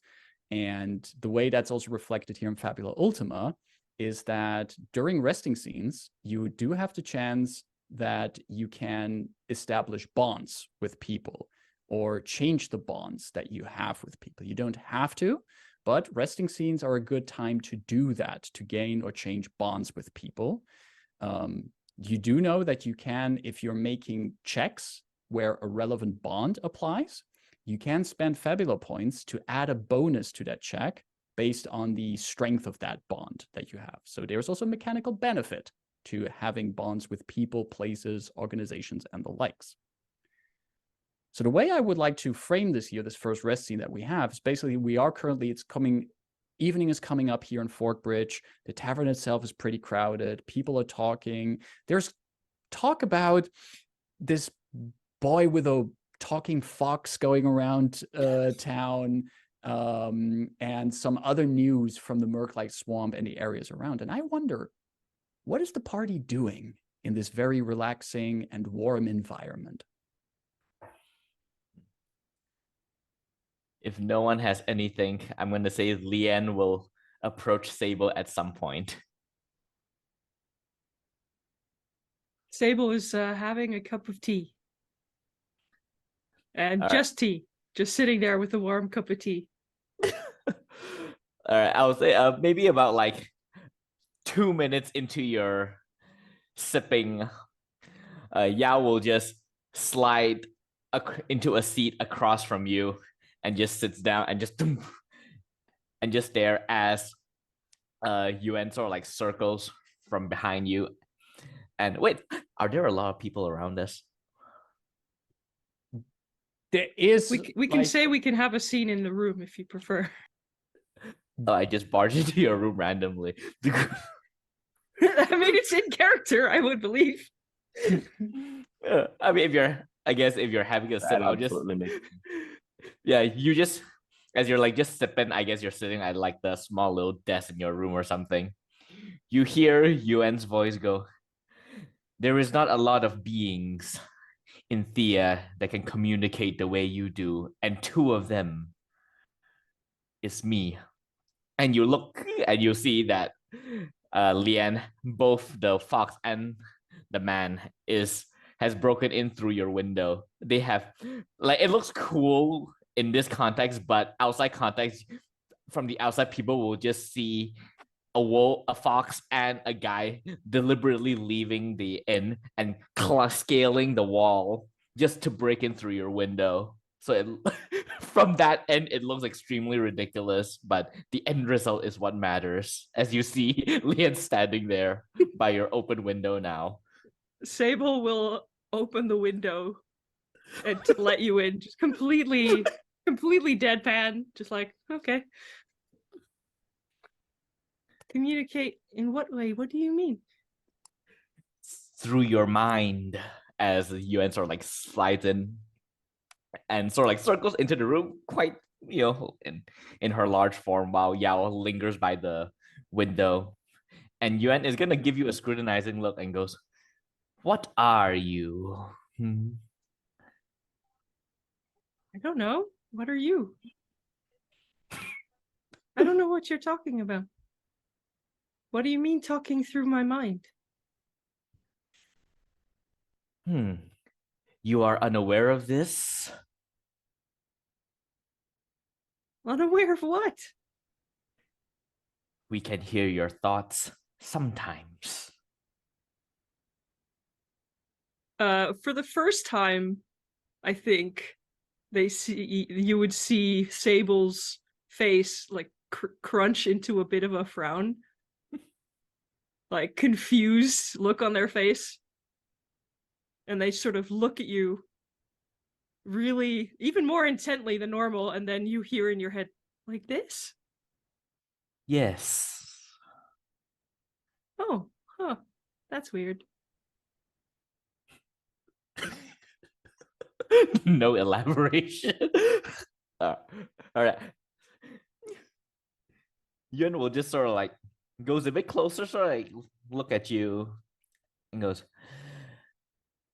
I've heard from Hearsay and the others that you are a recent companion to our alchemist. Yeah. How did you meet? I just woke up in the forest and saw her. She found me. Woke up, do you make it a habit of sleeping in forests? I don't remember.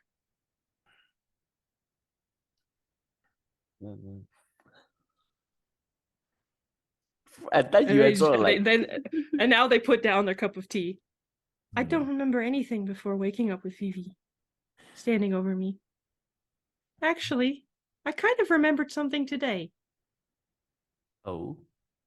Sort of, I think. And what do you remember? The man, Thaddeus. Player can't remember the name. Ha ha ha. Thaddeus Grimsby, right? Thaddeus Grimsby, yes. Thaddeus Grimsby. He said he was a seeker. I think I've heard that word before. And were you a member of the Seekers, or were you the one that they were seeking? I think I was the one they were seeking, but I don't know. I don't really remember. You woke in the forest, you say. Which forest? Gives name of forest that we never gave a name.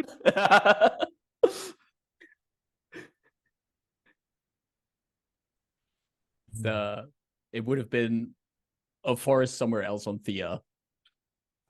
Okay, so not near where I was born. No, that's the forest, the Hemlock Tangle. That's a bit closer to here. Yeah. Actually, since you said I can do this, let me try. And in Enluar and Vivi, whatever you're doing, in your head you hear Sable's voice very quietly.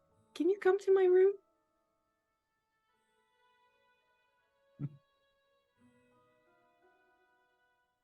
Here, Vivi immediately walk over. Enluarda was in the middle of the telling of a story to some Randall that is probably not quite interested. And then she said, and then he said, darling, as long as you hold on to the staff.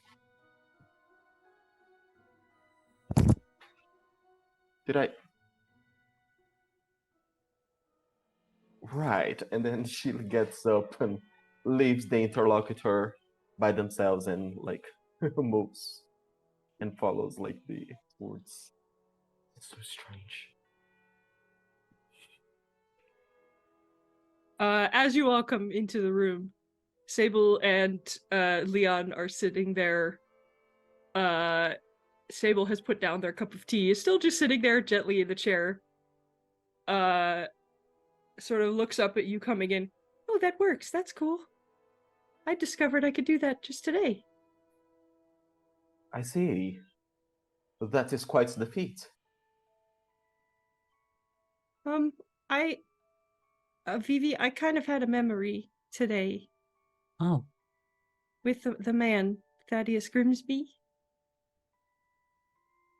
what was it? I think I might be the thing they're looking for. Because the forest on the maps in his book was the forest you found me.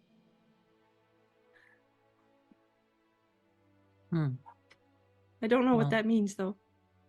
Well, and just to make sure that I have this right, Marcus, Vivi, considering who her dad is and like how far she travels, she knows at least enough about the Seekers to know they go pretty far off everywhere. Because they're neutral part. They're Switzerland of the world, basically. Exactly, and especially considering that how far traveled your father would be, and how far traveled Vivi probably is at this point. Yeah.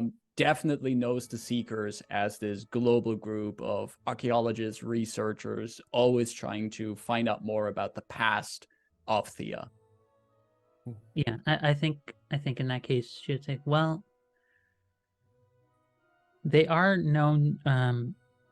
The Seekers, them looking after you is not particularly positive or negative, to be honest. They're really just interested in history and oftentimes in things ancient in regards to Thea's history as a whole. So it could be something very benign, or it could be something very malevolent. It's never really... They're fairly hush-hush when it comes to their own matters. It's only by nature of the fact that some folks become involved with them, oftentimes by chance. I don't know. It's weird, because I don't really remember, but I saw the sky look different, the stars were different, and somebody said something about maybe I want to be free. That implies that I was not before, right? What would Leon's experience be with the Seekers, since they are archaeologists, right? Are they like positive, negative would you say? They are inquisitive. They ask, I'm not sure how much experience the duo Leon would have so far with Seekers, but what they do know is that when they are around, they tend to ask a lot of questions. They're very curious and go prodding. They want to learn. And it's really hard to gauge, like, what do they do with this knowledge? And Luara has her arms crossed as she... I'm sorry, Leon. Do you wanna... No, you go first. And Luara has her arms crossed, listening intently, and then she says, I do not think it's wise to leave it to chance. I would say that as much as we are able to, we should avoid gaining their attention, if for no other reason, for the sake of Sable. I agree. Whatever you are, Sable, I think it would be wise to keep it discreet.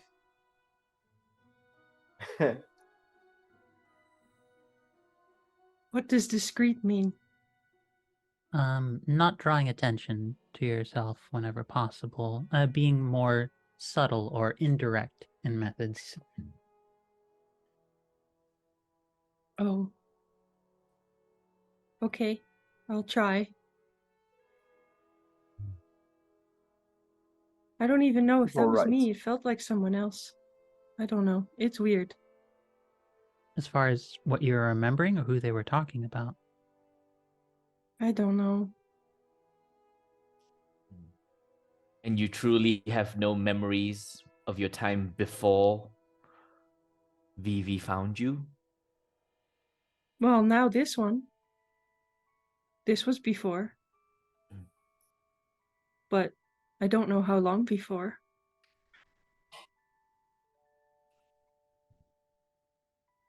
And then it was just dark.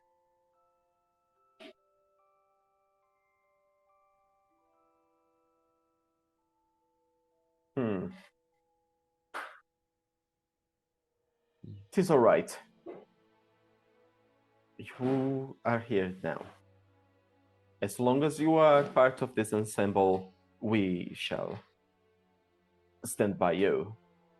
I would guess that's what we are honor bound, aren't we?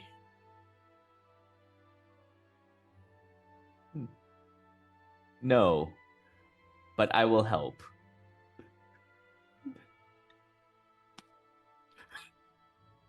And Laura blinks a few times. Why, yes. That works, I suppose.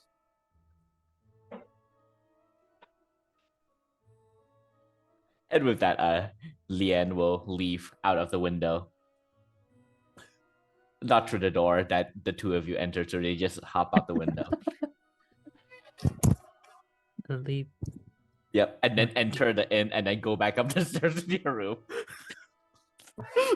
Before you would like hop out the window, Oh. Sable, in a very uncharacteristically gentle way, sort of, should she let her, of course, will pat Yuen on the back. I mean, with your height, it's gonna On the side. Okay, yes. The Konami. Yeah, Yuen sort of gives you a look a bit, then just, and then just allows it to happen, and then just jumps out. And I'll Thank say, you. I'm thinking about the stuff that gets knocked over by the foxtails. Like, yep, just. Oh, Sable doesn't have any stuff, really. It's How just the about tea. room? Yeah. Okay. Perfect. I think once Leanne heads out, if it's just the three of us, Vivi will say, and Luar, do you mind if I talk with Sable alone for just a bit? There was something I did want to talk with you as well, if you wouldn't mind. But It is not a problem. Yes, feel free to head down. I'll be down shortly. I shall take my leave. And then she goes out, and what could go wrong with the princess by herself in the tavern? Again, before you leave, very uncharacteristically, because Sable never seeks contact, gently pats you on the arm in a sort of like, thank you. And Laura looks at you for a moment and blinks a couple of times, and she just Thank you nods for and helping. leaves. Oh, it's quite all right.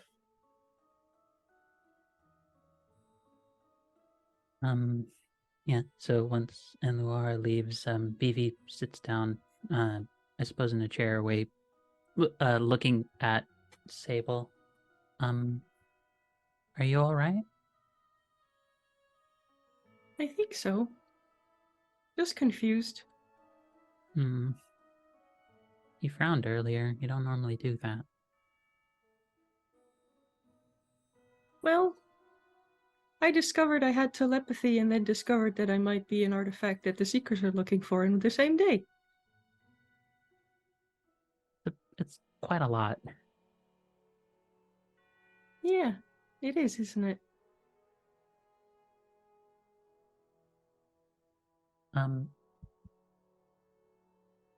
I suppose, echoing in my own way of what Leon and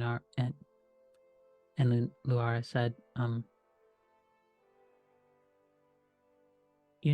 we'd never let anything happen to you, right? I would never let anything happen to you, right? I know. But what if What if I'm the thing that happens to you? You already did happen to me. I was blessed when I got to meet you.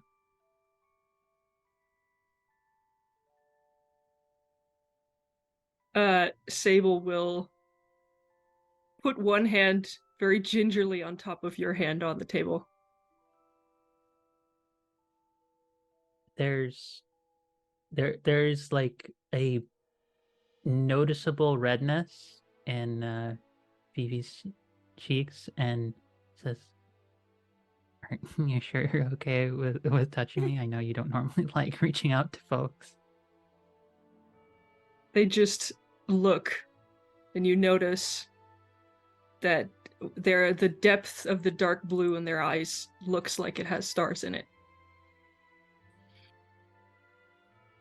I think I will say this is for Sable's benefit. Vivi does not notice this, but the kind of pure white color that happens with her eyes usually only when magic occurs.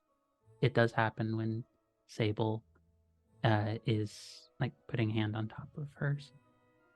There's I trust softness you, there. and I thank trust you for you. helping me. Of course, it's not easy being around people, and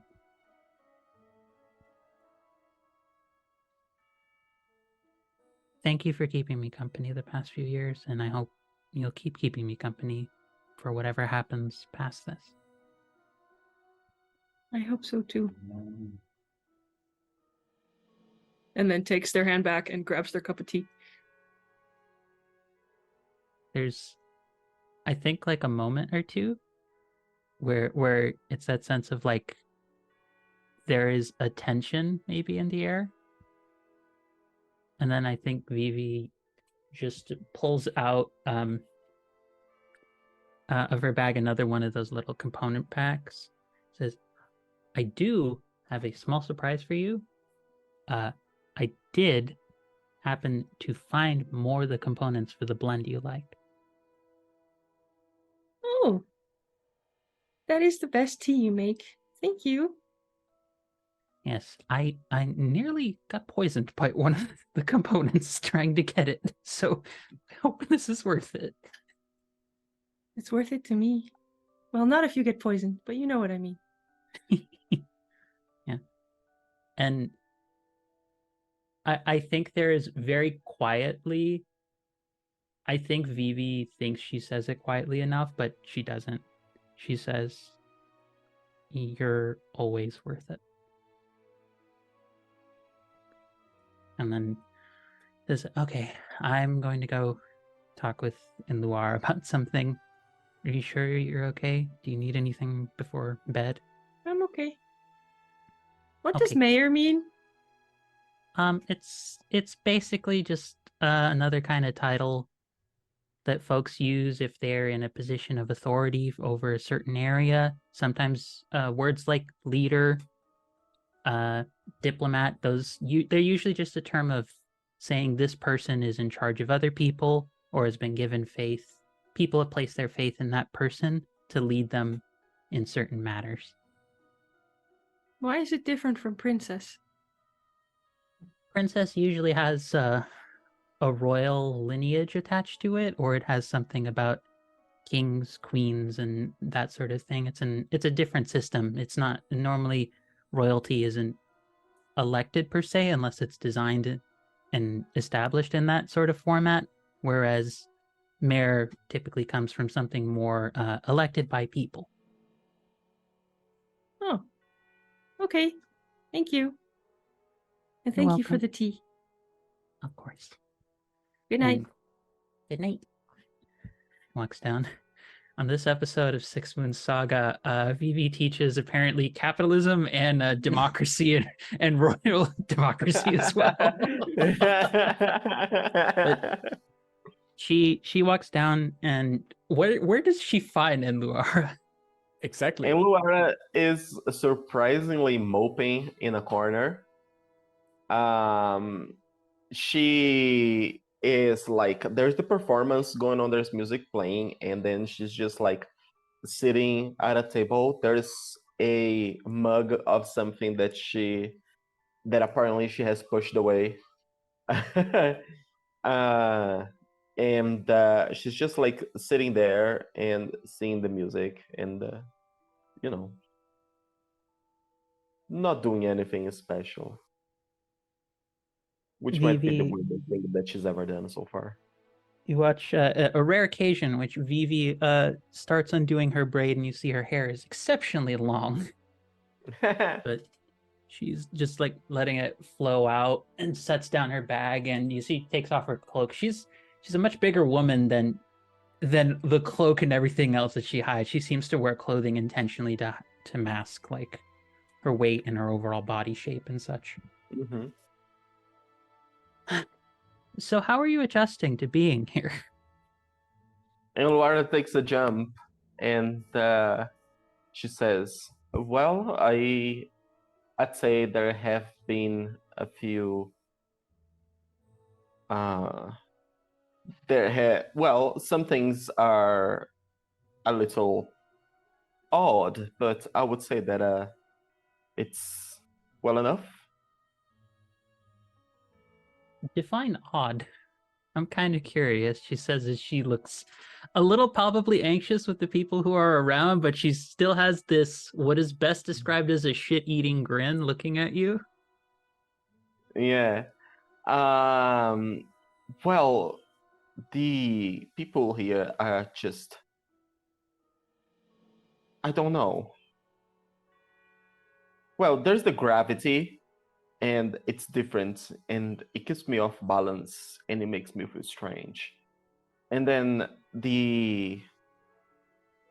nothing is exactly like what it was in the palace. But then again, I don't know why I am expecting something just like that.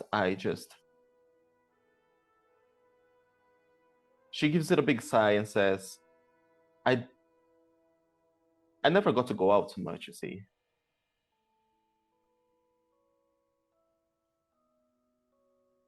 Outside in general or outside with people? Well, both. You see, when you are the 9th in succession for the throne, nobody really cares much for you. And matters don't help when you when when your bloodline is in question.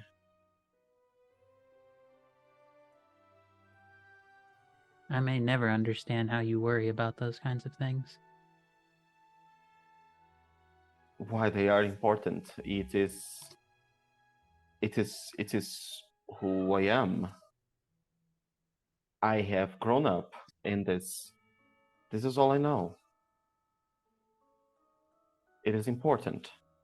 That's how you keep things in their place. You see.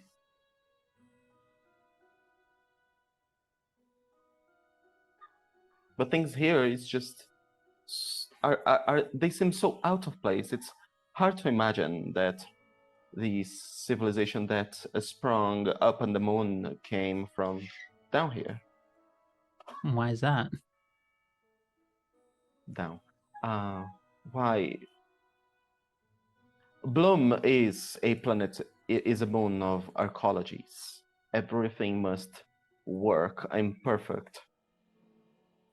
In a perfect manner. Everything is dependent on everything else to a somewhat exhausting extent, if I may say so. Why am I saying this? What is in this thing? And then she just carries on to say that had to explain how, like, when you have such a tight system, you have to make sure that everything works because the small imbalances cause big impact. Let me ask you something.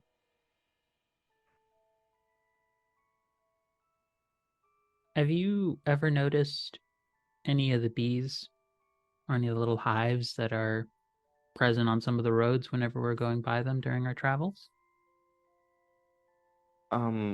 Yes, quite the interesting little creatures. Mm-hmm. We have a variety of bees, a few varieties of bees, but they're not quite the same. But you understand the purpose of them being there, correct? For them being what? For them being there. What they do, what they accomplish to the whole system of everywhere they're around. Well, yes, they are. They have a place. Right. Nature is not all that different from your ecology. It's just a little bit more improv at some points and a little bit more structured than your system is. You think you need a fancy arcology to actually have order or chaos? The moon is otherwise inhospitable. So a lot of places the people used to say on Thea were inhospitable, and then folks looked. They managed to balance with nature, they developed new technology, they developed ways to make it work. Whether for a small group of people or something as big as this. She sort of just gestures around to like the settlement, the town, the bar. So it's not quite the same though. Here you can just go anywhere. For how dangerous some places might be or inhospitable, you can just go there. But whenever you leave one of the domes, you are in essentially on barren ground where you are under the it's just nothing but ground and little gravity and no air to breathe.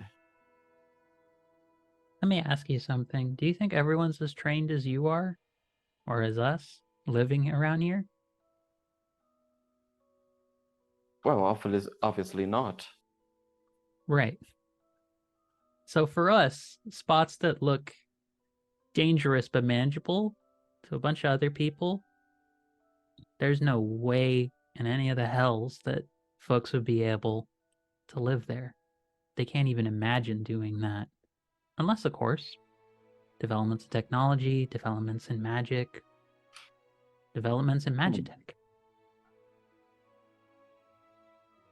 Yes. I guess what I'm saying is this world isn't that different from where you're from. At least if you're willing to accept that other people don't look at things the same way that you do. You see that Enluara looks at you for a moment, and then she says, well, I am not sure I follow, but I thank thee for your words.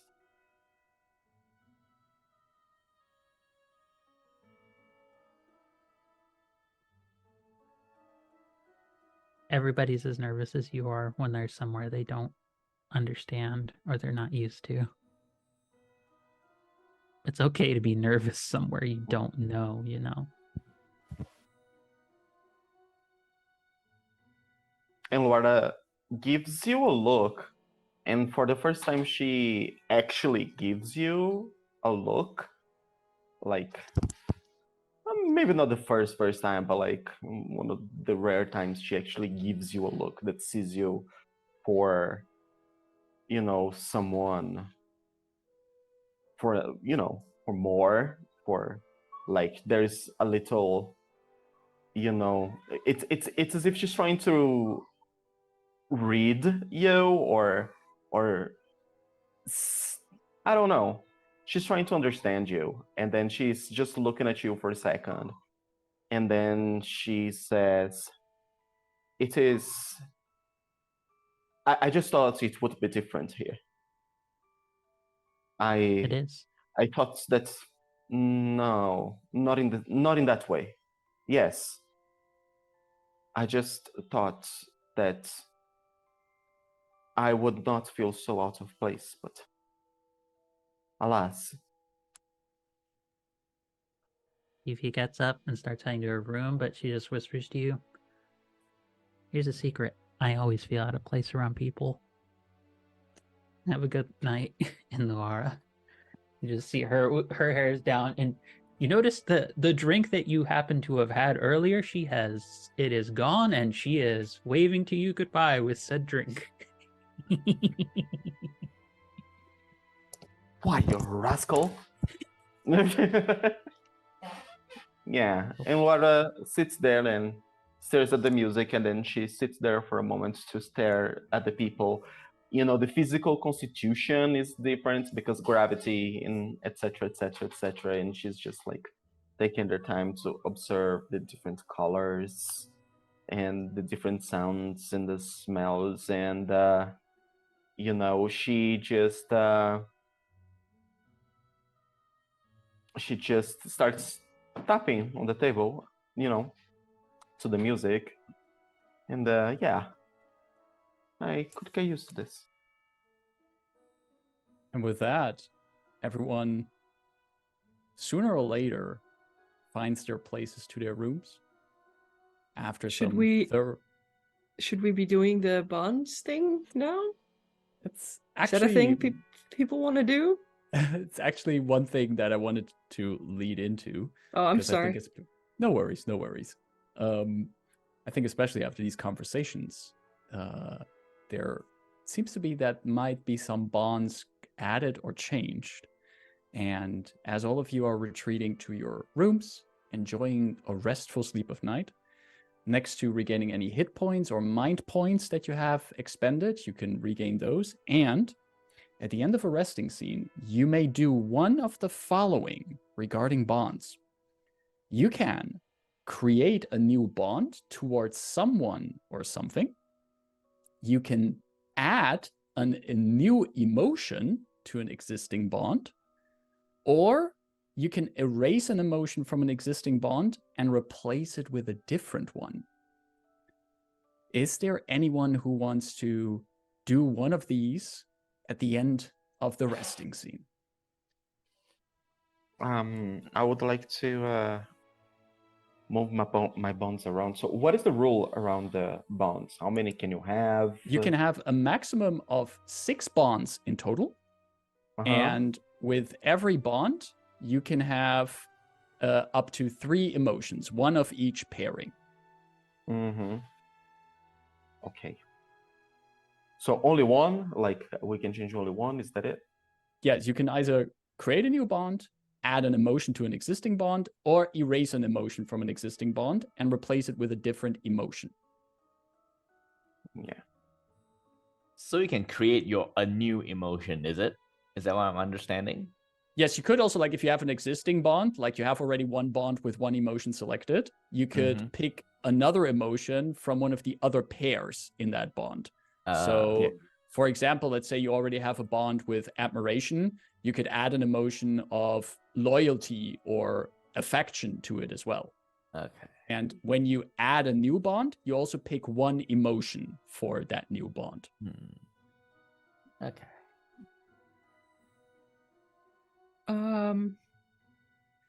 I think I would like to add admiration for Enluara for being so quick to be like, yeah, we're loyal to you, we're gonna help you. I don't care, we're supporting you. That, I think, earns a bond of admiration from Sable. Awesome. Because I already had one for Vivi. And for Leon. I'll say I'll add one emotion for Sable, inferiority. Because as far as Leon thinks right now, they are assuming that Sable is someone like them. You know, they wake up in the forest, which is exactly what happened with Leon. And yet Sable has cool magic shit while Leanne, even though they're two people, have none at all, and they're like,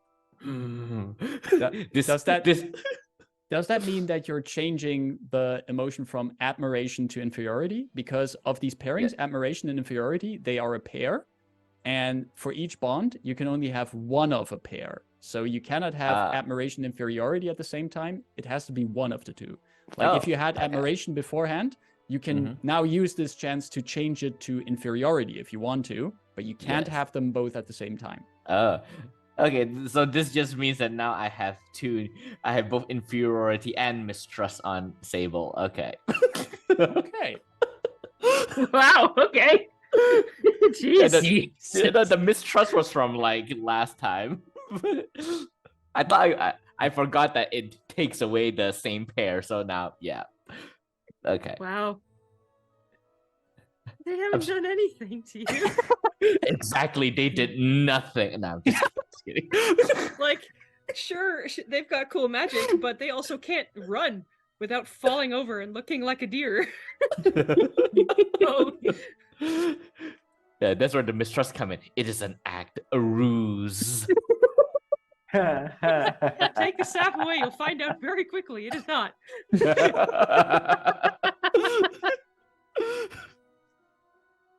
Okay, but yes, that's my bond change. All right. I have admiration for everybody now. Right. Oh. And Luar, do you have a bond? I do. I am switching mistrust to admiration towards Vivi. Because like Vivi, I mean, you know, it's like Vivi is strong and Laura values that. It doesn't look like it, but Laura is. I don't know if it looks like it, but Laura is much more of a warrior than a princess, in spite of it all. And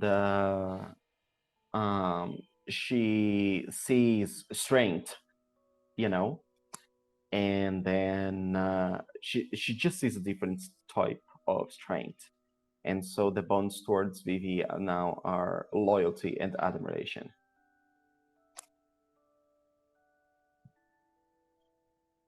You know. Vivi, are you changing anything in your bonds? I am trying to decide that real quick because I'm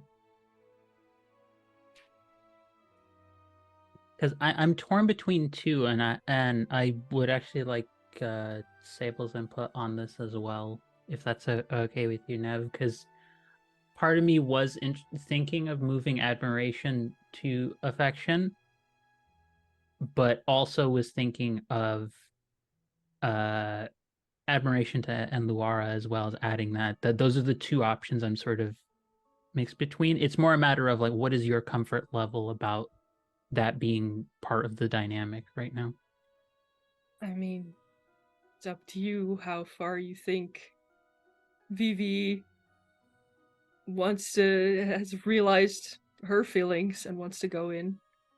I'm fine with whichever choice. It's currently Sable doesn't have affection, that level of bond to Vivi.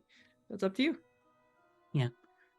I think in that case I will change it to affection, but I think it's for both above table and for your benefit, Never, knowing as a player, I think it's something that just Vivi does not want to acknowledge, like, at all. It is like, if you asked her to the core of her being, what does she feel towards Sable? That is the truth. She is not choosing to act on it in any way, shape, or form to that extent. It's still in the range of like admiration kind of feelings. Okay. All good. So yeah. So from admiration, she is adding, I think actually now it is also affection as well. So there are two emotions associated Which with is Sable. Which is an interesting example to also use. That means if Vivi makes any kind of checks that could invoke this bond with Sable, she can spend a Fabula point to actually add 2 to the total of the result, which shows that the strength of a bond that you have with someone can have also important mechanical benefits. So It's important, like every chance you get at these resting scenes is a good chance to review your bonds and see how to add to them. And I also think, especially after these kind of conversations that the party had, feels also pretty logical chance to also review these kind of relationships. So glad to see the kind of RP conversations you had here. This was one of those scenes where I, as the GM, could shut up for 30 minutes and just watch 30 minutes of players showing what their characters are about. Really great. I also love that you've said all this. It's like if you invoke this bond and everything, and all my head immediately went to, so does this mean if I ever have to roll to give uppies to Sable, I get +2 to the roll? Another giant Triceratops Sable. Exactly. So, the party enjoys a nice rest at the three-headed lion.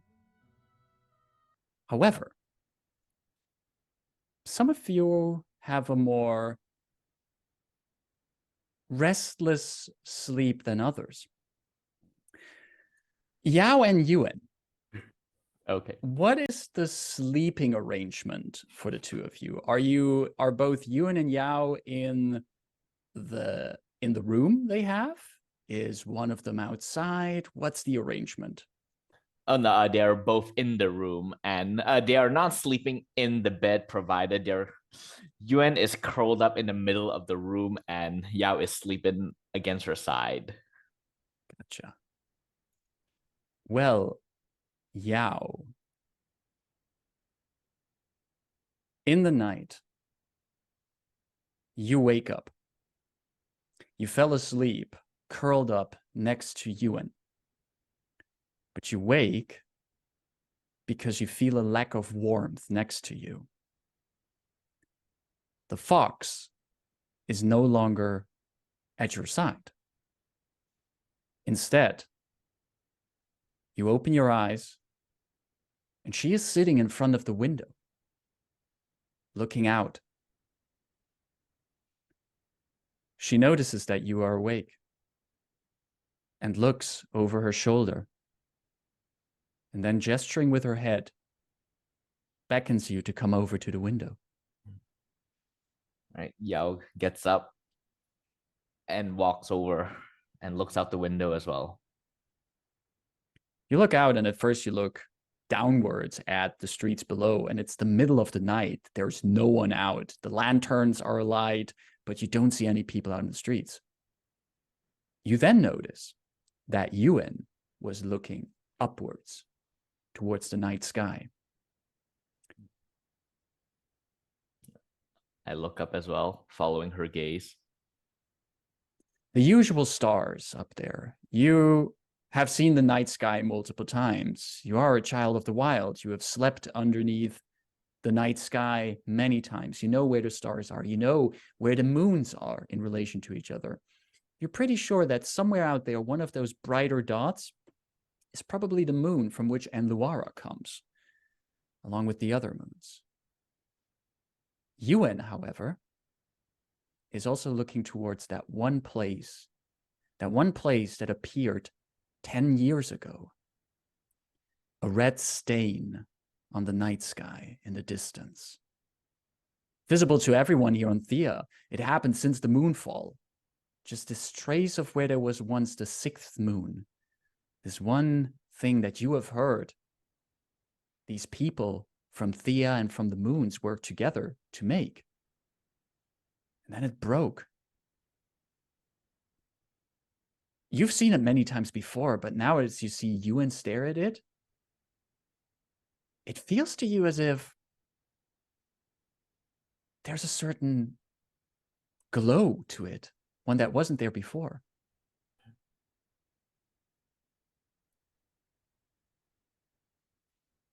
Noticing that, Yao sort of like tenses a bit, and then almost like instinctively reaches one hand to put it against a Yuan side, whether for comfort or like just to feel another presence in this moment. It's up for interpretation. And then Yao will telepathically speak to you and asks what's happening. Ewan telepathically replies, the voice similar to how she sounds when she speaks. Maybe slightly less of like a hiss in it. She says, it calls to us. Yes, I feel it. Why?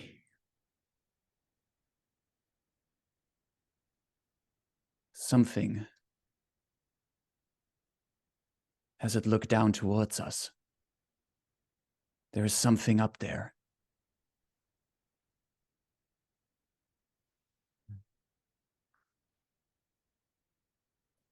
Friend or foe?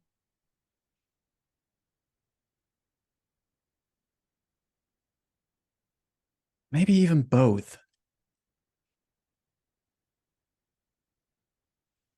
The city has this wellspring. The mayor, she asked us to investigate it. Yes. These well springs, they keep these cities safe, but this one, it feels different. Something has changed about it.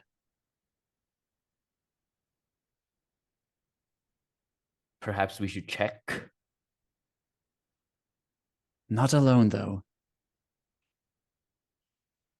Our companions are skilled. And you can hear Yao sort of like lets out a rumble of sort of like, not say disapproval. You know, they are used to just being the two of them. And then Yao goes, fine. We should let them sleep for a bit. Then we move. Keep an eye on Sable. Yes. There is something with that one. Might be And with that- connected. Yeah. Connected. I think that is it. There are connections here. Let's keep our eyes open and our Yes. wits about us. We were sent here for a reason. And Ewan walks away from the window and goes back to the position where she was curled up before, lies down, and just gestures you to come over to also catch a little bit of sleep. Yeah, Yao gives one last look up into the red stain and then walks away and lies back down, but he doesn't sleep. Like his eyes remain wide open and mind is thinking. But Yuan sleeps for the two of them in this moment, so it's fine for him. Yeah, we see basically Yao like leaning against Yuan, who is sleeping, but Yao has the eyes open, and we can see this red stain in the night sky as we pan out from the three-headed lion and see in the distance a stark contrast to the red stain in the sky, this blue pillar of the wellspring in the center of the town. And just one shadowy silhouette moving through the streets towards it. And that's where we're going to wrap up today's session of Six Moon Saga. Oh. All right. Yeah. Should have said we set off immediately. Damn it. Just split the party. Just go and split the party. Yeah. All right. Well, we got to learn a lot about our characters here today. We had some good conversations with our party members, and you all have a quest to deal with, knowing full well that your quest giver might not be as honest as you would want her to be. I Nah. can never trust politicians.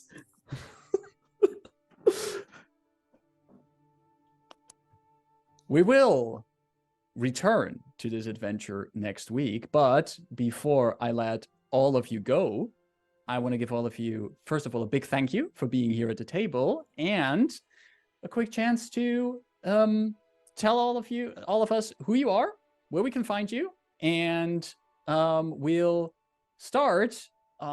Let's see. I'm gonna start this time at a different place at the table. Let's just start with the Never Squid. Hi, everybody. I'm Nev, your friendly neighborhood eldritch squid person, playing Sable, who is totally not an eldritch monstrosity in disguise. Totally honest. And I can be found at the Never Squid on all the social medias. Pretty much all of them, yes. And I'm not really in anything else at the moment, but I'm here every week. And yeah, I had really a lot of fun. Thanks, guys. Thank you for being here. Moving over to, let's go over to Nikki. Hello there, I'm Nikki, and man, another fun session. Can't wait to see how everything unfolds. Lots of mysteries to be had over here. And yeah, you can find me on social media as NickSnat1 with the number 1. And I'm also not appearing in much stuff currently. The downside to having a stable 9-to-5 job, sadly, leaves you with very little free time. But yeah, I'll be here again next week until this, and subsequent weeks until this game is finished. Indeed.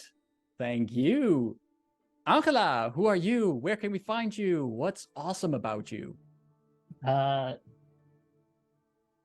just depending on who you ask, there's apparently a lot of awesome things about me. I never know which one of those to actually be highlighted.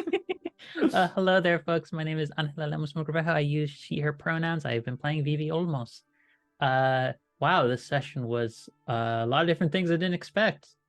Just, yeah, I look forward to this every week. I already want next session to happen. That's how excited I am. But the other thing I'm excited for is that officially next week, here on this channel on Mondays, I'm going to be running a Thirsty Sword Lesbians game. And oh boy, do we have some interesting PCs who have been created, all fascinating swords and backgrounds and all manner of queer and thirsty lesbian related adjacent personalities and such, and also a world that I'm so happy to be bringing back for folks to get to experience for its 5th or 6th incarnation at this point. I have a timeline. I have eras, people. I have worked on this world for many years, and I'm so excited. Monday here on the channel. I believe it's the same time that this would be happening on Tuesdays. On Mondays is when our show is going to start. The Severed City. I am so excited to run this, and also, I'm so excited that upcoming with Girls Run These Worlds, we're having internal community casting happening right now for our holiday one-shots. We're going to have a whole bevy of one-shots happening over there, and I'm so excited to see all the games people are going to just show for all of us. We have a supplement for 5e called Toe Beans, people. Toe Beans. It's adorable. I'm so happy. I'm so excited. That's the correct reaction face, Gabe. That's me. Fantastic. And last but certainly not least, player of our Moon Princess, Gabriel. Hey everyone.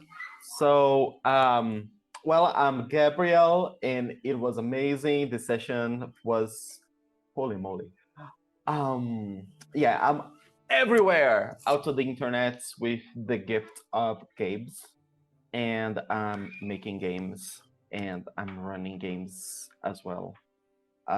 Both of these things are very much something close to my heart, but also I am not doing them enough. And so, yeah, I'm looking forward to our next week because I want to see what's going to happen. Glad to have you on board. Thanks, everyone. I am Marcus, known as Visual, and I am the GM of this group and one of the organizers over on Horde of Tales. And I am also excited for next week, not just for this game, but also as Angela already shared, next week we start the Severed City at almost exactly the same time as this game. It's actually at 8:30 Central European time. And also this coming on Friday, we have another round at Horde of Tales of our EU happy hours. We will have a game of Paris Gondo, the life-saving magic of inventorying. And if you just like to check in on cool one-shot games with always fantastic people in there and just a fun vibe, come hang with us coming Friday in our EU happy hour. Also, if you just want to come hang, join us on our socials. You can find all the information below where you can follow and find Horde of Tales. Come aboard on our Discord server and share with us in sharing memes, pictures of your pets, or just whatever keeps you busy during the day. And keep track of whenever we're going live. And also, if we have any kind of casting calls open for upcoming games. With all of that being said, I'm pressing the menu button, selecting a new save slot for this game, and making sure that the cartridge is not too dusty to put it back in once we reload the game next week. Thanks, everyone, for coming hang with us, coming for play. Thanks to my amazing table here, and we see you next time here in Horde of Tales. Stay safe. See you. Bye.